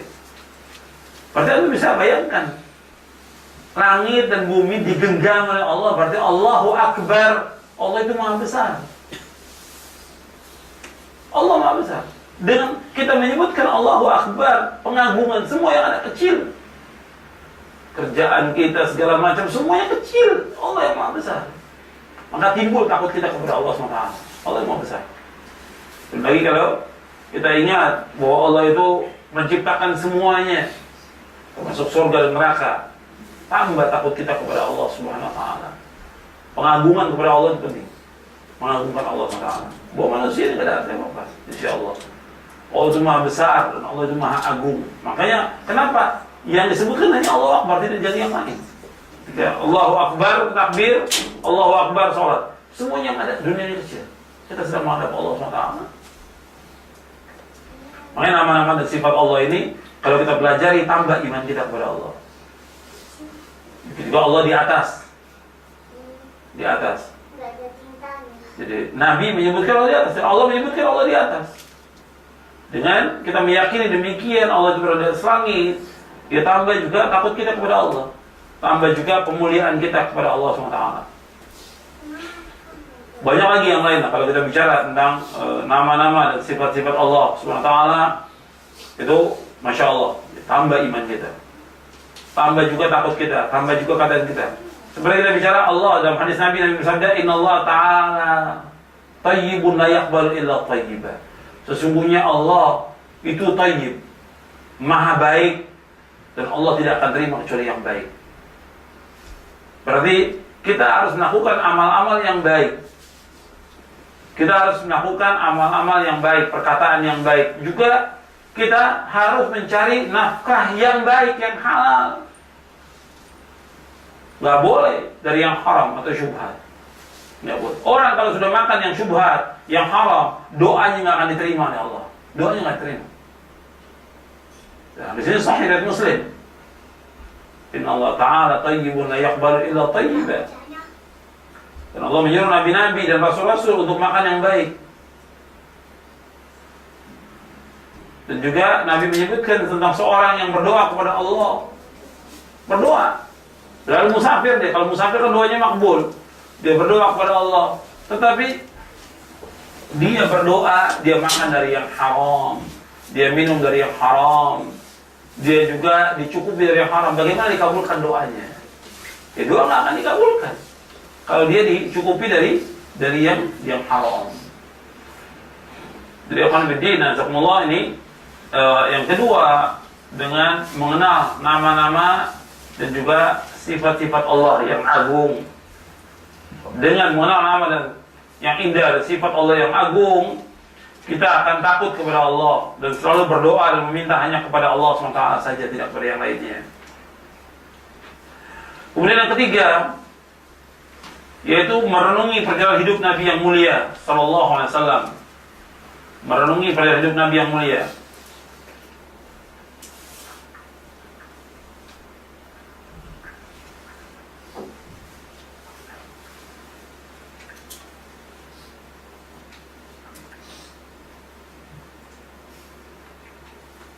Jadi merenungi perjalanan hidup Nabi yang mulia.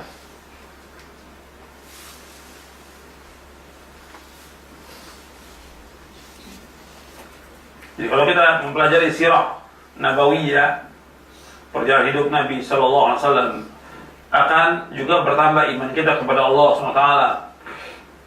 Dan juga perjalanan hidup para salafus saleh. Kalau kita merenungi perjalanan hidup Nabi SAW dan juga merenungi perjalanan hidup salafus saleh, akan bertambah iman kita kepada Allah. Bahwa kalau kita bandingkan antara kita dengan mereka itu belum apa-apa. makhluk yang paling mulia di muka bumi ini Rasulullah SAW. Dan seluruh makhluk Rasulullah SAW. Tapi Allah memberikan cobaan untuk meningkatkan derajatnya di surga. Nabi cobanya berat. Dan Allah juga paling banyak memberikan mukjizat kepada Nabi Muhammad SAW dibanding para nabi yang lainnya. Maka Nabi itu dikatakan Habibullah wa Khalilullah, kekasih Allah. Nabi itu bukan Habibullah tapi Khalilullah.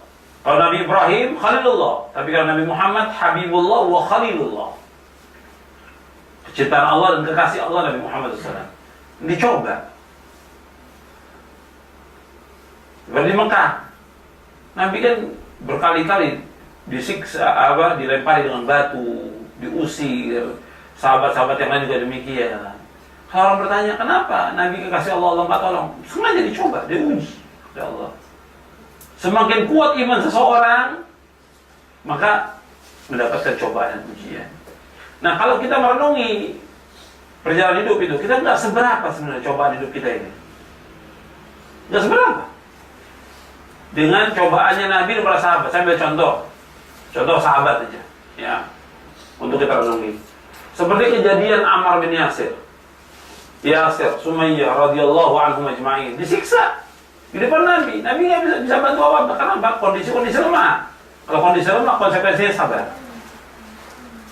Nabi lihat Sumayyah dibunuh, kemudian juga karena Nabi tahu lah tentang Sumayyah itu dibunuh, kemudian juga Yasir dibunuh. Sampai Ammar tidak sanggup lihat orang tuanya dibunuh, sampai mengucapkan kalimat-kalimat kufur. Lantas Allah turunkan ayat illa man ukriha wa qalbuhu mutmain bil iman, kecuali orang dipaksa dan hati tetap iman. Nabi kondisi lihat sahabat seperti itu dan tahu. Nabi nggak bisa bantu. Hanya Nabi mengatakan kepada mereka, sabran ala Yasir fa inna mau'idakumul jannah. Sabarlah wahai keluarga Yasir, janji kamu surga.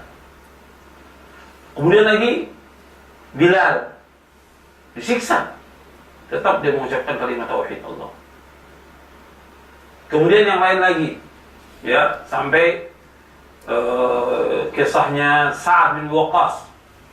Saat ini termasuk yang 10 orang dijamin masuk surga dari Quraisy. Sa'ad bin Waqqas. Dia orang yang berbakti pada ibunya.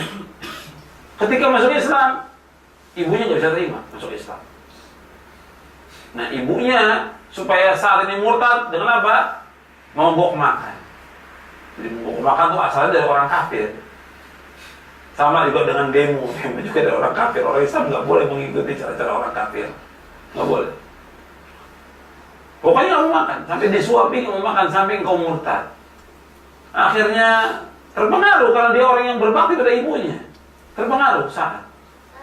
Nah, kemudian Allah turunkan ayat, wa in jahadaka 'ala an tusyrika bima laysa laka bihi 'ilmun fala tuti'huma wa sahibhuma fid dunya ma'rufa. Seandainya kedua orang tuamu mengajak kamu untuk berbuat syirik yang kamu tidak tahu, yang kamu taati, tapi bergaul dengan keduanya dengan cara yang baik. Setelah ayat itu turun, kata Sa'ad bin Waqqas, wahai ibu, kalau seandainya ibu punya 100 nyawa, satu persatu keluar, saya nggak akan murtad dari agama ini. Jadi ibu punya 100 nyawa, keluar satu persatu, saya nggak akan keluar tetap dalam agama ini. Nah, itu keyakinan yang kuat. Kenapa? Yang mengajarkan Rasulullah. Kalau sudah terima Islam, jangan keluar lagi dari Islam. Atau orang tua marah, paman marah, saudara marah, nggak boleh keluar dari Islam. Harus yakini bahwa orang yang murtad dari Islam hukumannya bunuh dalam Islam. Kenapa? Dia sudah tahu Islam ini yang paling bagus, paling indah dan jalan ke surga. Kok masih murtad? Makanya Nabi ketika ada orang murtad, Nabi katakan, man badala dinahu faqtuluh. Barang siapa yang murtad dari agama, bunuh, kata Nabi. Hadis sahih riwayat Imam Bukhari dalam sahihnya. Dibunuh. Kenapa dibunuh? Karena dia tahu Islam, kok dia keluar dari Islam. Hukumannya berat bagi orang yang murtad dari agama ini. Nah, para sahabat karena dibina oleh Rasulullah nggak murtad di Mekah. Berarti siksaannya luar biasa. Saya ambil contoh yang lain lagi, ya, yaitu Khabbab bin al-Arat. Khabbab itu dia sama seperti Bilal, juga budak. Dan majikannya perempuan. Sampai Khabbab itu di forest dengan besi panas di belakangnya. Bertanda. Sampai datang kepada Nabi lagi bersandar di Ka'bah. Ya Rasulullah, tolonglah kami. Ala tastansirana. Apakah engkau tidak minta tolong pada Allah supaya kita dihilangkan nih kesulitan, kesusahan kita? Apa kata Nabi? Wahai Khabbab, dulu orang-orang sebelum kalian itu diapakan? Diambil gergaji, digergaji, terbelah, tidak murtad dari agamanya, tetap dia dengan imannya. Bahkan Nabi, ada yang diambil sisir dari besi, disisir ini dagingnya, tinggal tulangnya, tidak juga murtad dari agama, tetap dengan imannya. Bahkan dipotong tangannya, seperti tukang-tukang sihirnya Firaun. Setelah sihirnya dia dimakan oleh tongkatnya Nabi Musa yang jadi ular yang besar itu, tunduk sujud. Dan Firaun mengatakan, aku akan putuskan tangan kamu dan juga kaki kamu. Disiksa. Tapi dia berkurang dari agamanya. Nabi sebutkan beberapa, kemudian kata Nabi, walakinnakum tastajilun, tetapi kamu terburu-buru. Hadis sahih. Jadi Nabi menceritakan bagaimana orang-orang sebelum Nabi itu, bagaimana disiksa. Kita ini belum berapa. Makanya kalau kita lihat perjalanan hidup Nabi dan para sahabat, jauh iman kita ini. Makanya dengan itu kita bertambah iman kita kepada Allah SWT. Bagaimana berdakwah Nabi SAW, bagaimana berjuang, bagaimana berjihad, dan segala macam. Kalau kita baca hidupnya mereka, akan bertambah iman kita kepada Allah SWT. Makanya yang kita harus lihat perjalanan hidup itu, ya ini, Rasulullah sahabatnya. Ada pun orang-orang belakangan nggak seberapa perjuangannya. Dan juga nggak perlu dibanggakan.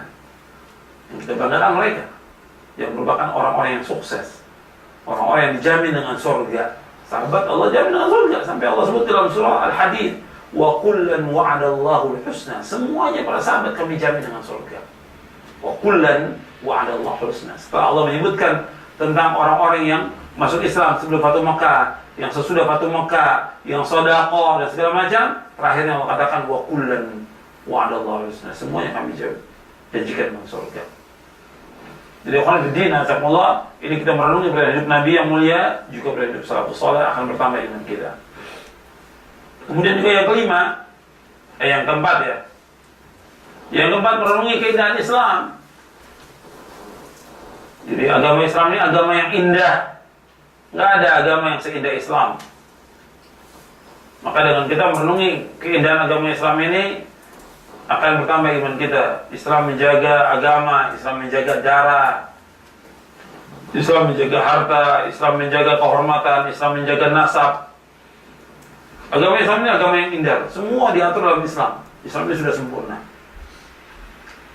Kita mempelajari tentang Islam yang sebenarnya akan bertambah iman kita. Cuma sayangnya sebagian kaum muslimin hanya belajar hanya kulitnya aja, dan juga sifatnya juz'iyah, parsial, gitu. Nggak menyeluruh. Kalau dipelajari semua tentang akidah, tentang ibadah, tentang muamalah, tentang akhlak, tentang segala macam, itu terlihat tentang indahnya agama Islam. Dan sebagian tentang indahnya agama Islam saya masukkan di buku saya, Prinsip Dasar Islam. Saya sebutkan di situ. Dalam Prinsip Dasar Islam, saya sebutkan tentang indahnya agama Islam. Kemudian selanjutnya yang kedua, sebab yang kedua, sekarang kita masuk sebab yang kedua. Sebab yang kedua, sebab bertambahnya iman, yaitu merenungi ayat Allah Ta'ala yang ada di alam semesta. Jadi ta'ammul fi ayatillahil qauniyah. Merenungi ayat Allah yang ada di alam semesta.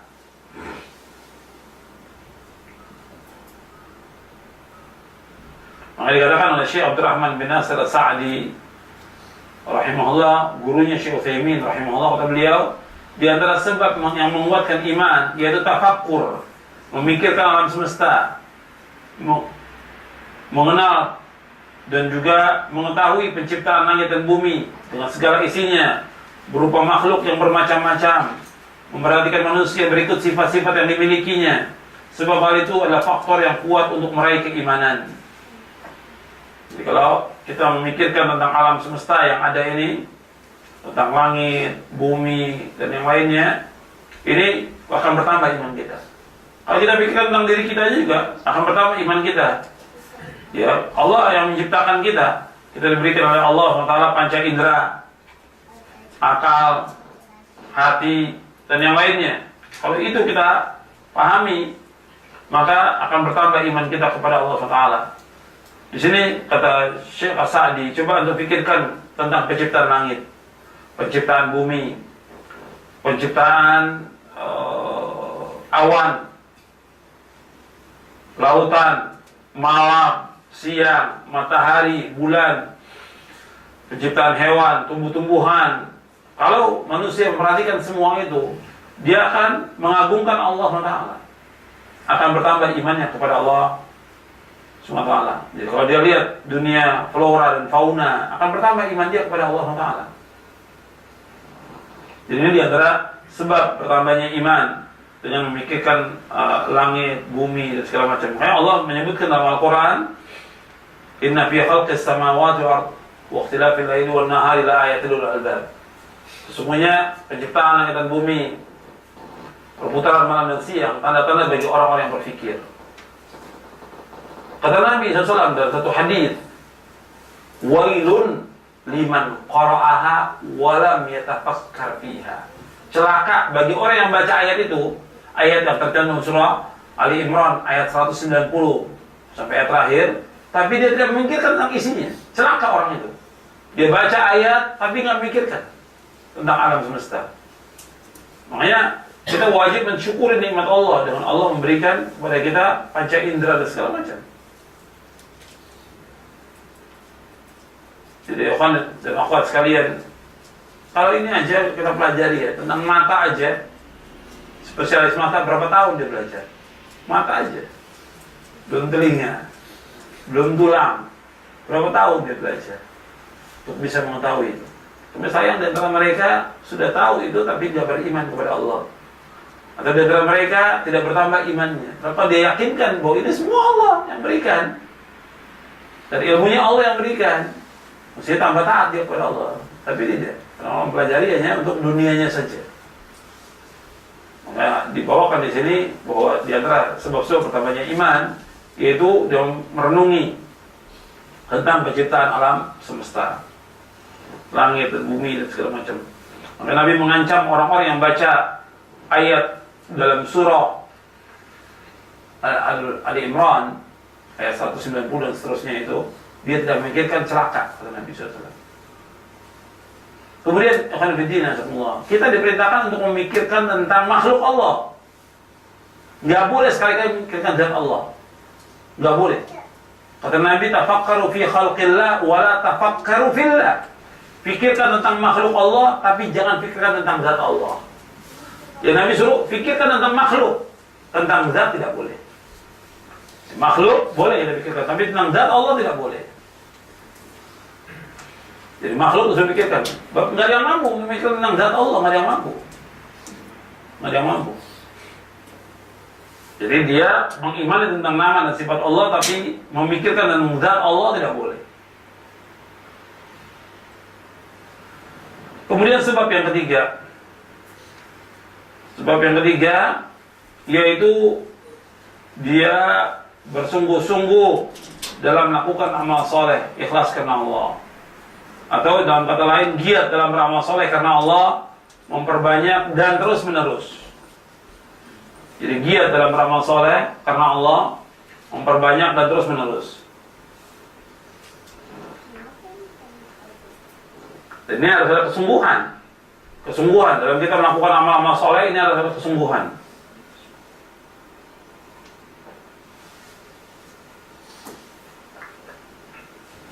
Kalau tidak ada kesungguhan, maka kita nggak bisa melaksanakan dengan sempurna amal itu. Jadi semua pekerjaan harus dilakukan dengan kesungguhan. Dan ibadah kepada Allah, baik yang wajib maupun yang sunnah, itu dibagi oleh para ulama menjadi 3. Ibadah kepada Allah yang wajib maupun yang sunnah itu dibagi menjadi 3. Yang pertama ibadah hati, yang kedua ibadah lisan, yang ketiga ibadah anggota badan. Jadi ibadah kepada Allah dibagi menjadi 3. Yang pertama ibadah hati, yang kedua ibadah lisan, Yang ketiga, ibadah anggota badan.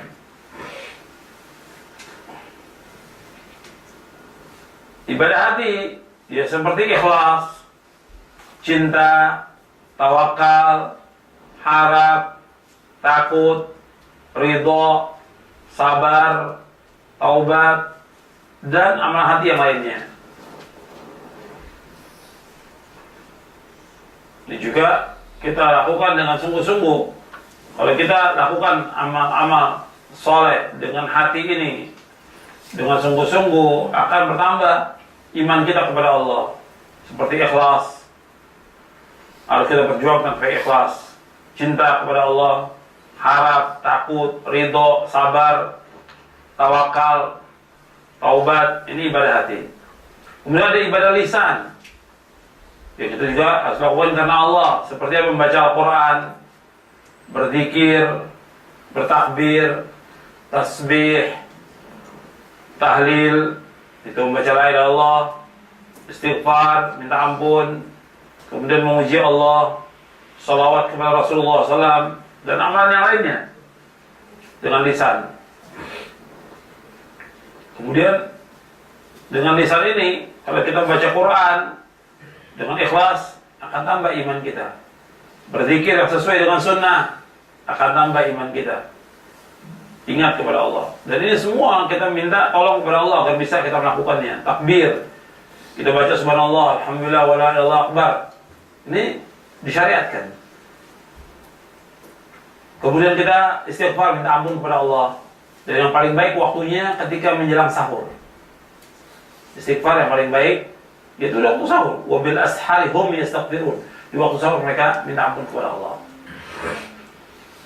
Kemudian juga memuji Allah, salawat kepada Rasulullah yang sesuai dengan sunnah.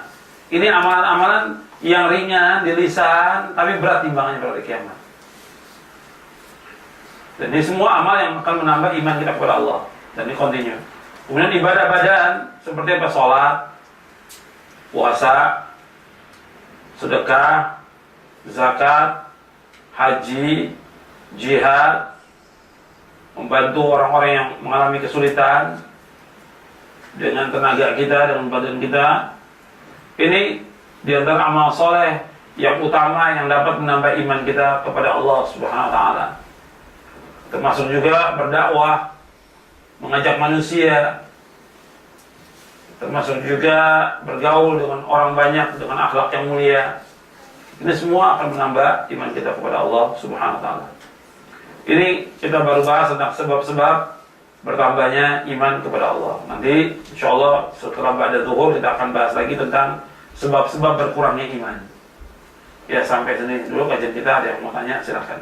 Wassalamualaikum Nabi Muhammadin sallallahu alaihi wa ala alihi wasallam.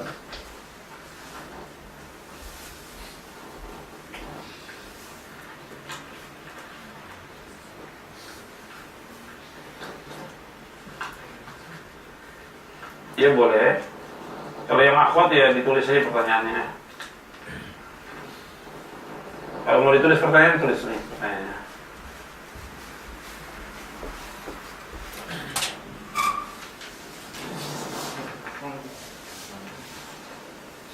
Silakan yang mau tanya.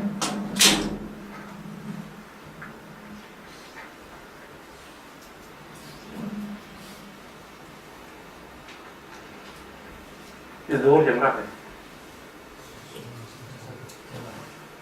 Setengah jam lagi. Fadhal. Yang mau tanya silakan. Yang mau ditulis pertanyaan juga boleh. Iya.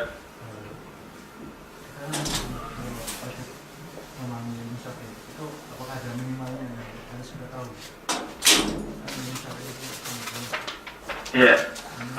Iya, tadi sudah saya jelaskan apa yang kita amalkan dalam kehidupan kita sehari-hari. Seperti kita wajib berbakti orang tua, dan bagaimana berbakti silaturahim. Kita sholat, kita wudu, kita sholat, kita puasa, haji. Kita harus tahu kan bagaimana kaifiatnya. Jadi yang rutinitas kita lakukan baik setiap hari atau setiap bulan atau setiap tahun yang memang berkaitan dengan keseharian kita. Yang kita dagang, kita tahu bagaimana dagang yang menurut syariat. Kita harus tahu. Itu aja.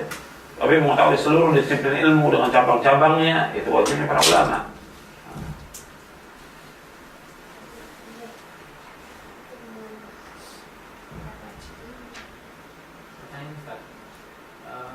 Kapankah kita boleh ini terkait tentang kita harus berdakwah? Kapankah kita itu mempunyai istilahnya kewajiban untuk berdakwah? Apakah tahu ilmu sedikit bisa langsung berdakwah atau memang harus seperti apa? Iya, dakwah ini pekerjaan yang mulia. Dan juga Allah menyebutkan perkataan yang paling baik dari semua perkataan. Wa man ahsanu qawlan mimman da'a ila Allah wa 'amila salihan wa qala innani minal muslimin. Dan tidak ada perkataan yang paling baik melainkan orang yang mengajak manusia ke jalan Allah dan dia melakukan amal-amal saleh dan dia mengatakan saya adalah orang Islam. Ya, tidak ada kata Allah perkataan yang paling baik melainkan orang yang mengajak manusia ke jalan Allah. Tapi dia juga mengamalkan amal saleh dan dia masuk orang Islam. Jadi dakwah merupakan perkataan yang paling baik. Cuma orang berdakwah dia harus berilmu. Tidak boleh seorang berdakwah kalau dia tidak berilmu, tidak boleh. Dia wajib berilmu. Syarat dakwah dengan ilmu. Seperti disebutkan oleh Allah dalam Al-Quran dalam surah Yusuf, surah 12 ayat 108. Allah berfirman, "Qul hadhihi sabili ad'u ila Allah 'ala basiratin ana wa man ittaba'ani." Wa subhanallahi wa ma ana minal musyrikin. Qul hadhihi sabili, katakanlah ini jalanku. Ad'u ila Allah, aku mengajak manusia ke jalan Allah. Ala basiratin, dengan dasar ilmu dan keyakinan. Ana wa man ittaba'ani, aku dan orang-orang yang mengikuti aku. Wa subhanallah, maha suci Allah, wa ma ana minal musyrikin, aku tidak termasuk orang berbuat syirik. Jadi Allah Subhanahu wa ta'ala menyebutkan dalam ayat ini, dalam surah Yusuf, katakanlah ini jalanku. Jadi Nabi disuruh mengatakan kepada kaum musyrikin, ini jalanku, ini dakwahku, mengajak manusia ke jalan Allah, mengajak untuk mentauhidkan Allah, menjauhkan syirik, mengucapkan 2 kalimat syahadat, ini dakwah. Ala basirah, dengan dasar ilmu. Maka ayat ini dibawakan oleh para ulama, tidak boleh orang berdakwah tanpa ilmu. Dia harus menguasai ilmu. Qurannya, hadisnya dia kuasai, baru dia boleh berdakwah. Tapi kalau dia tidak punya ilmu, dia berdakwah, bagaimana apa yang diajak manusia ini? Dakwah betul mulia, tapi dia harus mengetahui, memahami, dan dia mengamalkan, baru dia mengajak orang dengan dasar ilmu. Dan juga aku dan orang mengikuti aku. Kemudian juga dalam dakwah harus ada keikhlasan. Dalam kalimat ad'u ila Allah, aku mengajak manusia ke jalan Allah.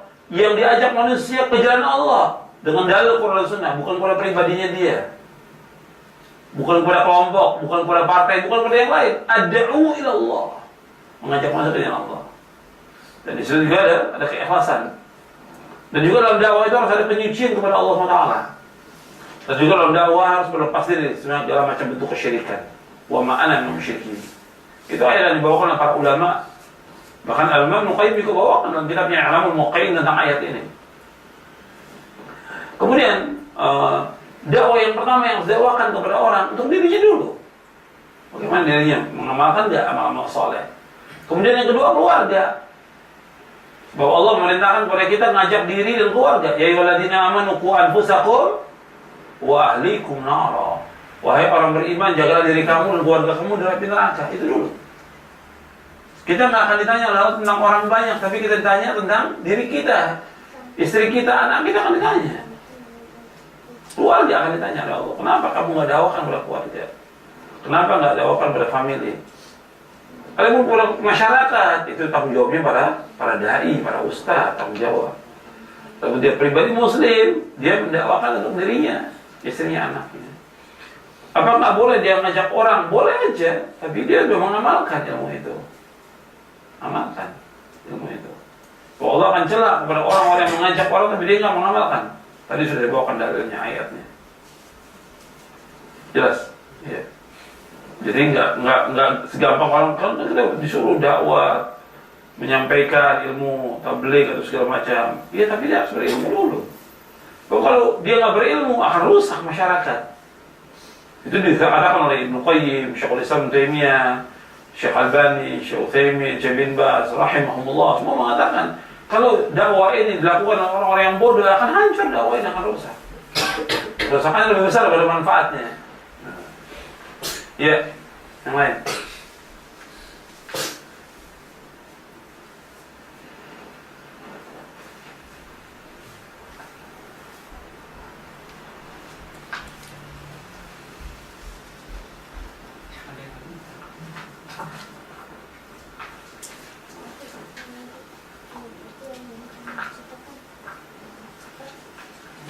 Mungkin yang akhwat, ada yang mau ada pertanyaan enggak akhwat? Tulis pertanyaannya.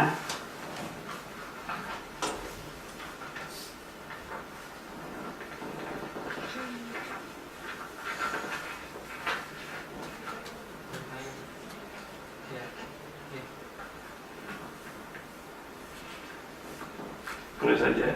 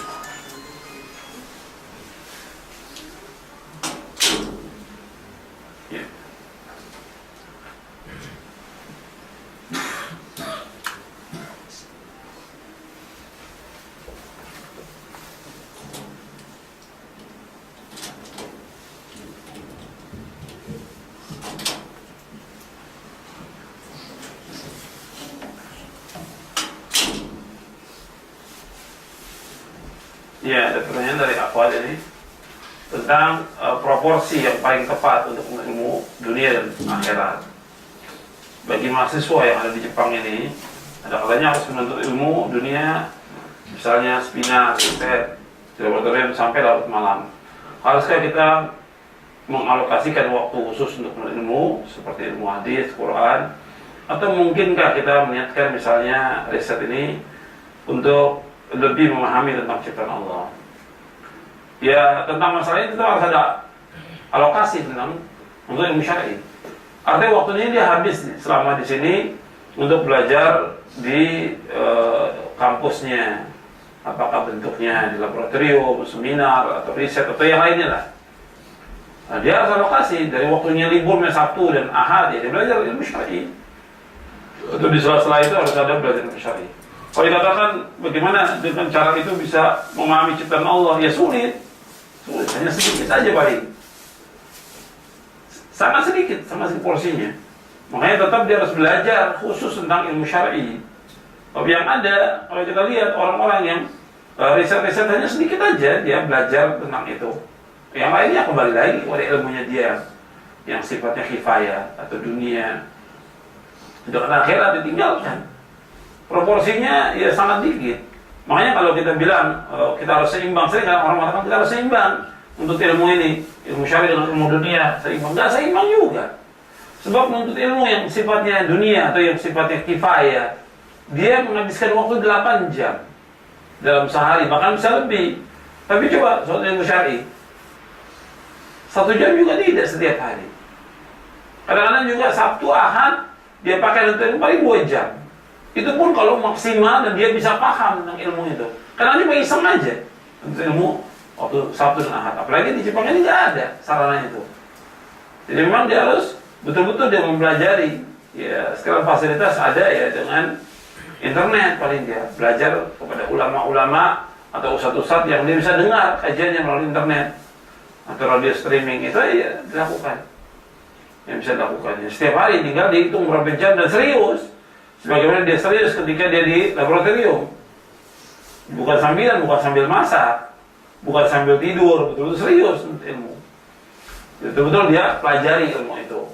Sebab itu juga akan mengimbangi dia dan akan menambah imannya kepada Allah Taala.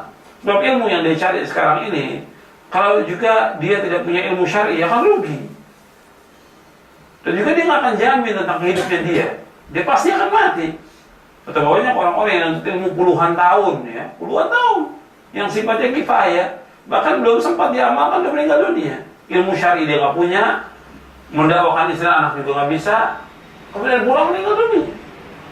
Dan banyak yang seperti itu, tidak sempat dia. Yang jelas dia kadang-kadang tugas, kadang-kadang juga ya kasarnya dia untuk mencari nafkah dengan menuntut ilmu itu, yang sifatnya kifayah, mencari nafkah. Tapi untuk ilmu syar'i nggak ada sama sekali. Makanya khairuddin azakumullah, yang paling enak kalau kita bilang ya kita di Indonesia sudah. Semua bisa kita lakukan insyaallah. Kita kerja, cari nafkah, tapi belajar ilmu syar'i wajib. Dan kita harus utamakan, di samping kita baca buku, di samping juga kita pakai internet, tapi juga kita harus berusaha bagaimana mengamalkan, mendakwakan kepada keluarga. Jadi ini kalau dibilang, ya kita niatkan aja untuk, ya enggak juga, kita tuh enggak bisa. Menuntut ilmu syariah harus betul-betul belajar ya tentang tauhid, belajar ya tentang bagaimana berwudu, bagaimana dia sholat, bagaimana puasa, bagaimana haji. Dan ini harus terus dia mengkaji, bagaimana untuk menguatkan iman dia kepada Allah, bagaimana menjauhkan perbuatan dosa dan maksiat segala macam. Dia harus belajar. Kalau nggak gitu nggak bisa kan. Dia ada ilmunya. Nggak bisa dicukupkan dengan riset yang ada itu untuk memahami ciptaan Allah. Itu bagus, tetapi nggak cukup. Yang lain. Tentang dakwah terhadap anak. Kita kalau anak kecil kan biasanya kalau kita beritahu sesuatu dia belum ngerti, kita kasih tahu yang benar apa yang bisa dia pahami, yang baik dan ya cukup dengan perintah dan larangan aja. Seperti sholat kan juga nggak mesti tahu semua dalilnya kan dia. Ya puasa gitu, tentang berbohong, nggak boleh berbohong, nggak boleh minta-minta, jelaskan. Ya itu ada ayatnya, ada hadisnya gitu. Itu aja kasih tahu. Lebih detail ya nggak perlu tahu. Yang penting dia bisa melaksanakan semua yang baik. Dan anak itu tergantung juga pada kita. Nah cuma harus didukung dengan sekolah Islam. Ketika kita nggak punya sekolah Islam, ya tetap lingkungan mempengaruhi dia. Apakah dari media cetak, elektronik, atau juga dari pergaulan dia kepada tetangganya, punya pengaruh besar. Apalagi kalau bapaknya kerjanya dari pagi sampai malam, kapan dia ngajarkan anak? Ya harus ada waktu. Di samping disekolahkan di sekolah Islam, apakah itu bentuknya pondok, atau madrasah, atau sekolah dasar Islam terpadu, atau yang lain. Apakah yang pulang setiap hari, yang full day school, atau mungkin yang boarding school. Dia harus bagaimana memantau anak ini. Setiap minggu dia harus lihat anaknya, atau setiap bulan. Di samping dia sudah percayakan kepada teman-teman yang memang akidahnya benar, manhajnya benar, pendidikannya benar, tapi juga harus ditengok dia. Dia harus pantau terus kemana anak. Lagi yang tidak sekolah itu repot lagi. Tanggung jawab yang berat tuh di kiamat nanti. Wajib seorang ayah mendidik anaknya dengan cara Islam, wajib juga seorang ibu. Tapi ibu juga kadang-kadang juga tergantung ayahnya, suami kan. Kepala rumah tangga itu bukan ibu, tapi suami. Ar-rijal qawwamuna 'alan nisa. Sekarang sudah dibalik semuanya. Ya. Bukan laki-laki pemimpin wanita, perempuan yang memimpin laki-laki sekarang ini. Ya, ada lagi sebelum kita persiapan untuk sholat. Ya. Pertama yang sering alami sehari-hari, bukan sehari-hari, seminggu-seminggu setiap anak masuk di daerah itu kan kebanyakan bisa dibilang mereka ibadah, tapi pemahamannya kurang atau salah sehingga. Nah, pertama bagaimana kita bersikap terhadap mereka yang mereka begitu semangat dalam ibadah, tapi untuk pemahaman mendalam tentang ilmu yang syar'i ini kurang. Satu, yang kedua terhadap sesama muslim yang ternyata semangatnya juga kurang, yang sehari-hari kita temui di daerah tempat tinggal kita, tapi mereka kadang-kadang sering melakukan hal yang tidak semestinya seorang muslim melakukan. Nah, itu bagaimana sebaiknya kita yang mengerti tentang pemahaman yang benar ini bersikap dalam hal ini? Iya. Kalau yang pertama, kalau kita lihat teman-teman kita yang rajin ibadah, udah bagus yang rajin ibadah. Dia mau ke masjid, ibadah, sholat, yang lainnya, udah bagus. Cuma dibimbing, jelaskan, ini yang benarnya seperti ini ibadahnya. Gitu. Dia umpamanya di masjid, sholat sunat terus menerus, yang nggak jelas dalilnya. Saya tanya, sholat sunat ini 2 rakaat, dari mana keterangannya? Dalilnya yang penting. Bukan soal, ya kita mau ibadah, betul itu semangat ibadah, tapi harus dibangun ilmu. Sebab ilmu itu imamul amal. Kata Ibnu Qayyim, rahimahullah, kata beliau, kata Ibnu Qayyim, al-ilmu imamul amal. Ilmu itu imamnya amal. Itu beramal, dalilnya mana? Kalau nggak boleh kita mengadakan sesuatu yang baru dalam agama. Sebab Nabi bersabda, man ahdatsa fi amrina hadza ma laysa minhu fa huwa raddun. Barang siapa mengamalkan satu perkara dalam agama kami yang nggak ada contohnya, tertolak amal itu. Hadis sahih dari Bukhari Muslim dari Sayyidah Aisyah radhiyallahu anha. Tapi ketika dia melakukan amal-amal, contohnya ada nggak? Dalilnya ada nggak? Gitu. Jadi kita tanya keterangannya. Ibadahnya ini bagus sudah. Dia mau ke masjid, mau ibadah, masya Allah sudah.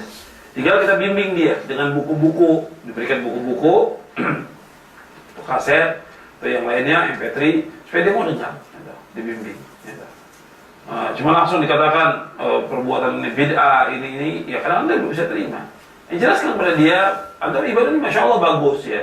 Tapi kan contoh kita Rasulullah, orang yang paling banyak ibadah kepada Allah dari makhluknya Rasulullah SAW, yang paling takut, kemudian juga paling takwa Rasulullah. Nah, kita disuruh untuk mengikuti Rasulullah. Nah, sekarang ada nggak contoh Rasulullah melakukan seperti ini? Kalau nggak ada, jangan kita lakukan. Gitu. Biasanya dibarengi dengan ilmu, dengan buku-buku, kaset. Yang kedua, adapun yang teman-teman yang berbuat dosa, berbuat maksiat, yang melanggar syariat, ya diajak dengan cara yang baik, jelaskan. Karena mereka KTP-nya Islam, tapi nggak ngerti tentang Islam. Maka dekati mereka itu dijelaskan. Ini kamu orang Islam, jadi perbuatannya nggak layak kamu lakukan sebagai seorang Muslim. Ini dosa perbuatan ini. Hati kecilnya, insya Allah kalau dia memang kecilnya dia Islam, insya Allah akan nolak hati kecilnya. Artinya menolak perbuatannya sendiri, yang maksiat itu. Cuma cara menegurnya kita harus baik. Nabi SAW menganjurkan kita untuk berdakwah, tapi dengan cara arif wali, lemah lembut. Itu asalnya dakwah Islam, arif wali. Nah, keras Nabi lakukan kepada orang-orang yang sudah tahu. Nabi lakukan keras. Sampai Nabi katakan kepada orang-orang yang sudah tahu tentang Islam ini, aku akan bakar rumah mereka yang tidak melakukan sholat berjamaah di masjid. Keras Nabi kepada orang yang tahu. Tapi kepada orang-orang yang tidak tahu, ya dengan lemah lembut. Ya, itu aja kita coba dekati. Ya bukan di saat mereka berbuat maksiat. Ya di saat mereka nggak berbuat maksiat didatangi. Dijelaskan dengan cara yang baik. Antum perbuatan antum ini kayaknya saya nggak benar ya. Gitu. Untuk melakukan perbuatan ini. Hanya di hati antum. Benar apa tidak? Gitu. Nah, jelaskan perbuatan dosa. Nah, itu aja mungkin didekati. Ya mungkin pendekatannya ya di samping dengan cara lemah lembut, ya mungkin kita ajak dulu makan atau yang lainnya untuk mengambil hatinya dia supaya dia bisa menerima dakwah ini. Karena Nabi juga ketika awal-awal dakwah Nabi undang mereka makan, orang-orang musyrik itu.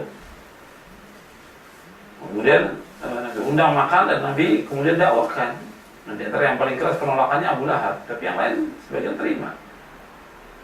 Nah, itu juga di antara cara dalam dakwah. Gitu.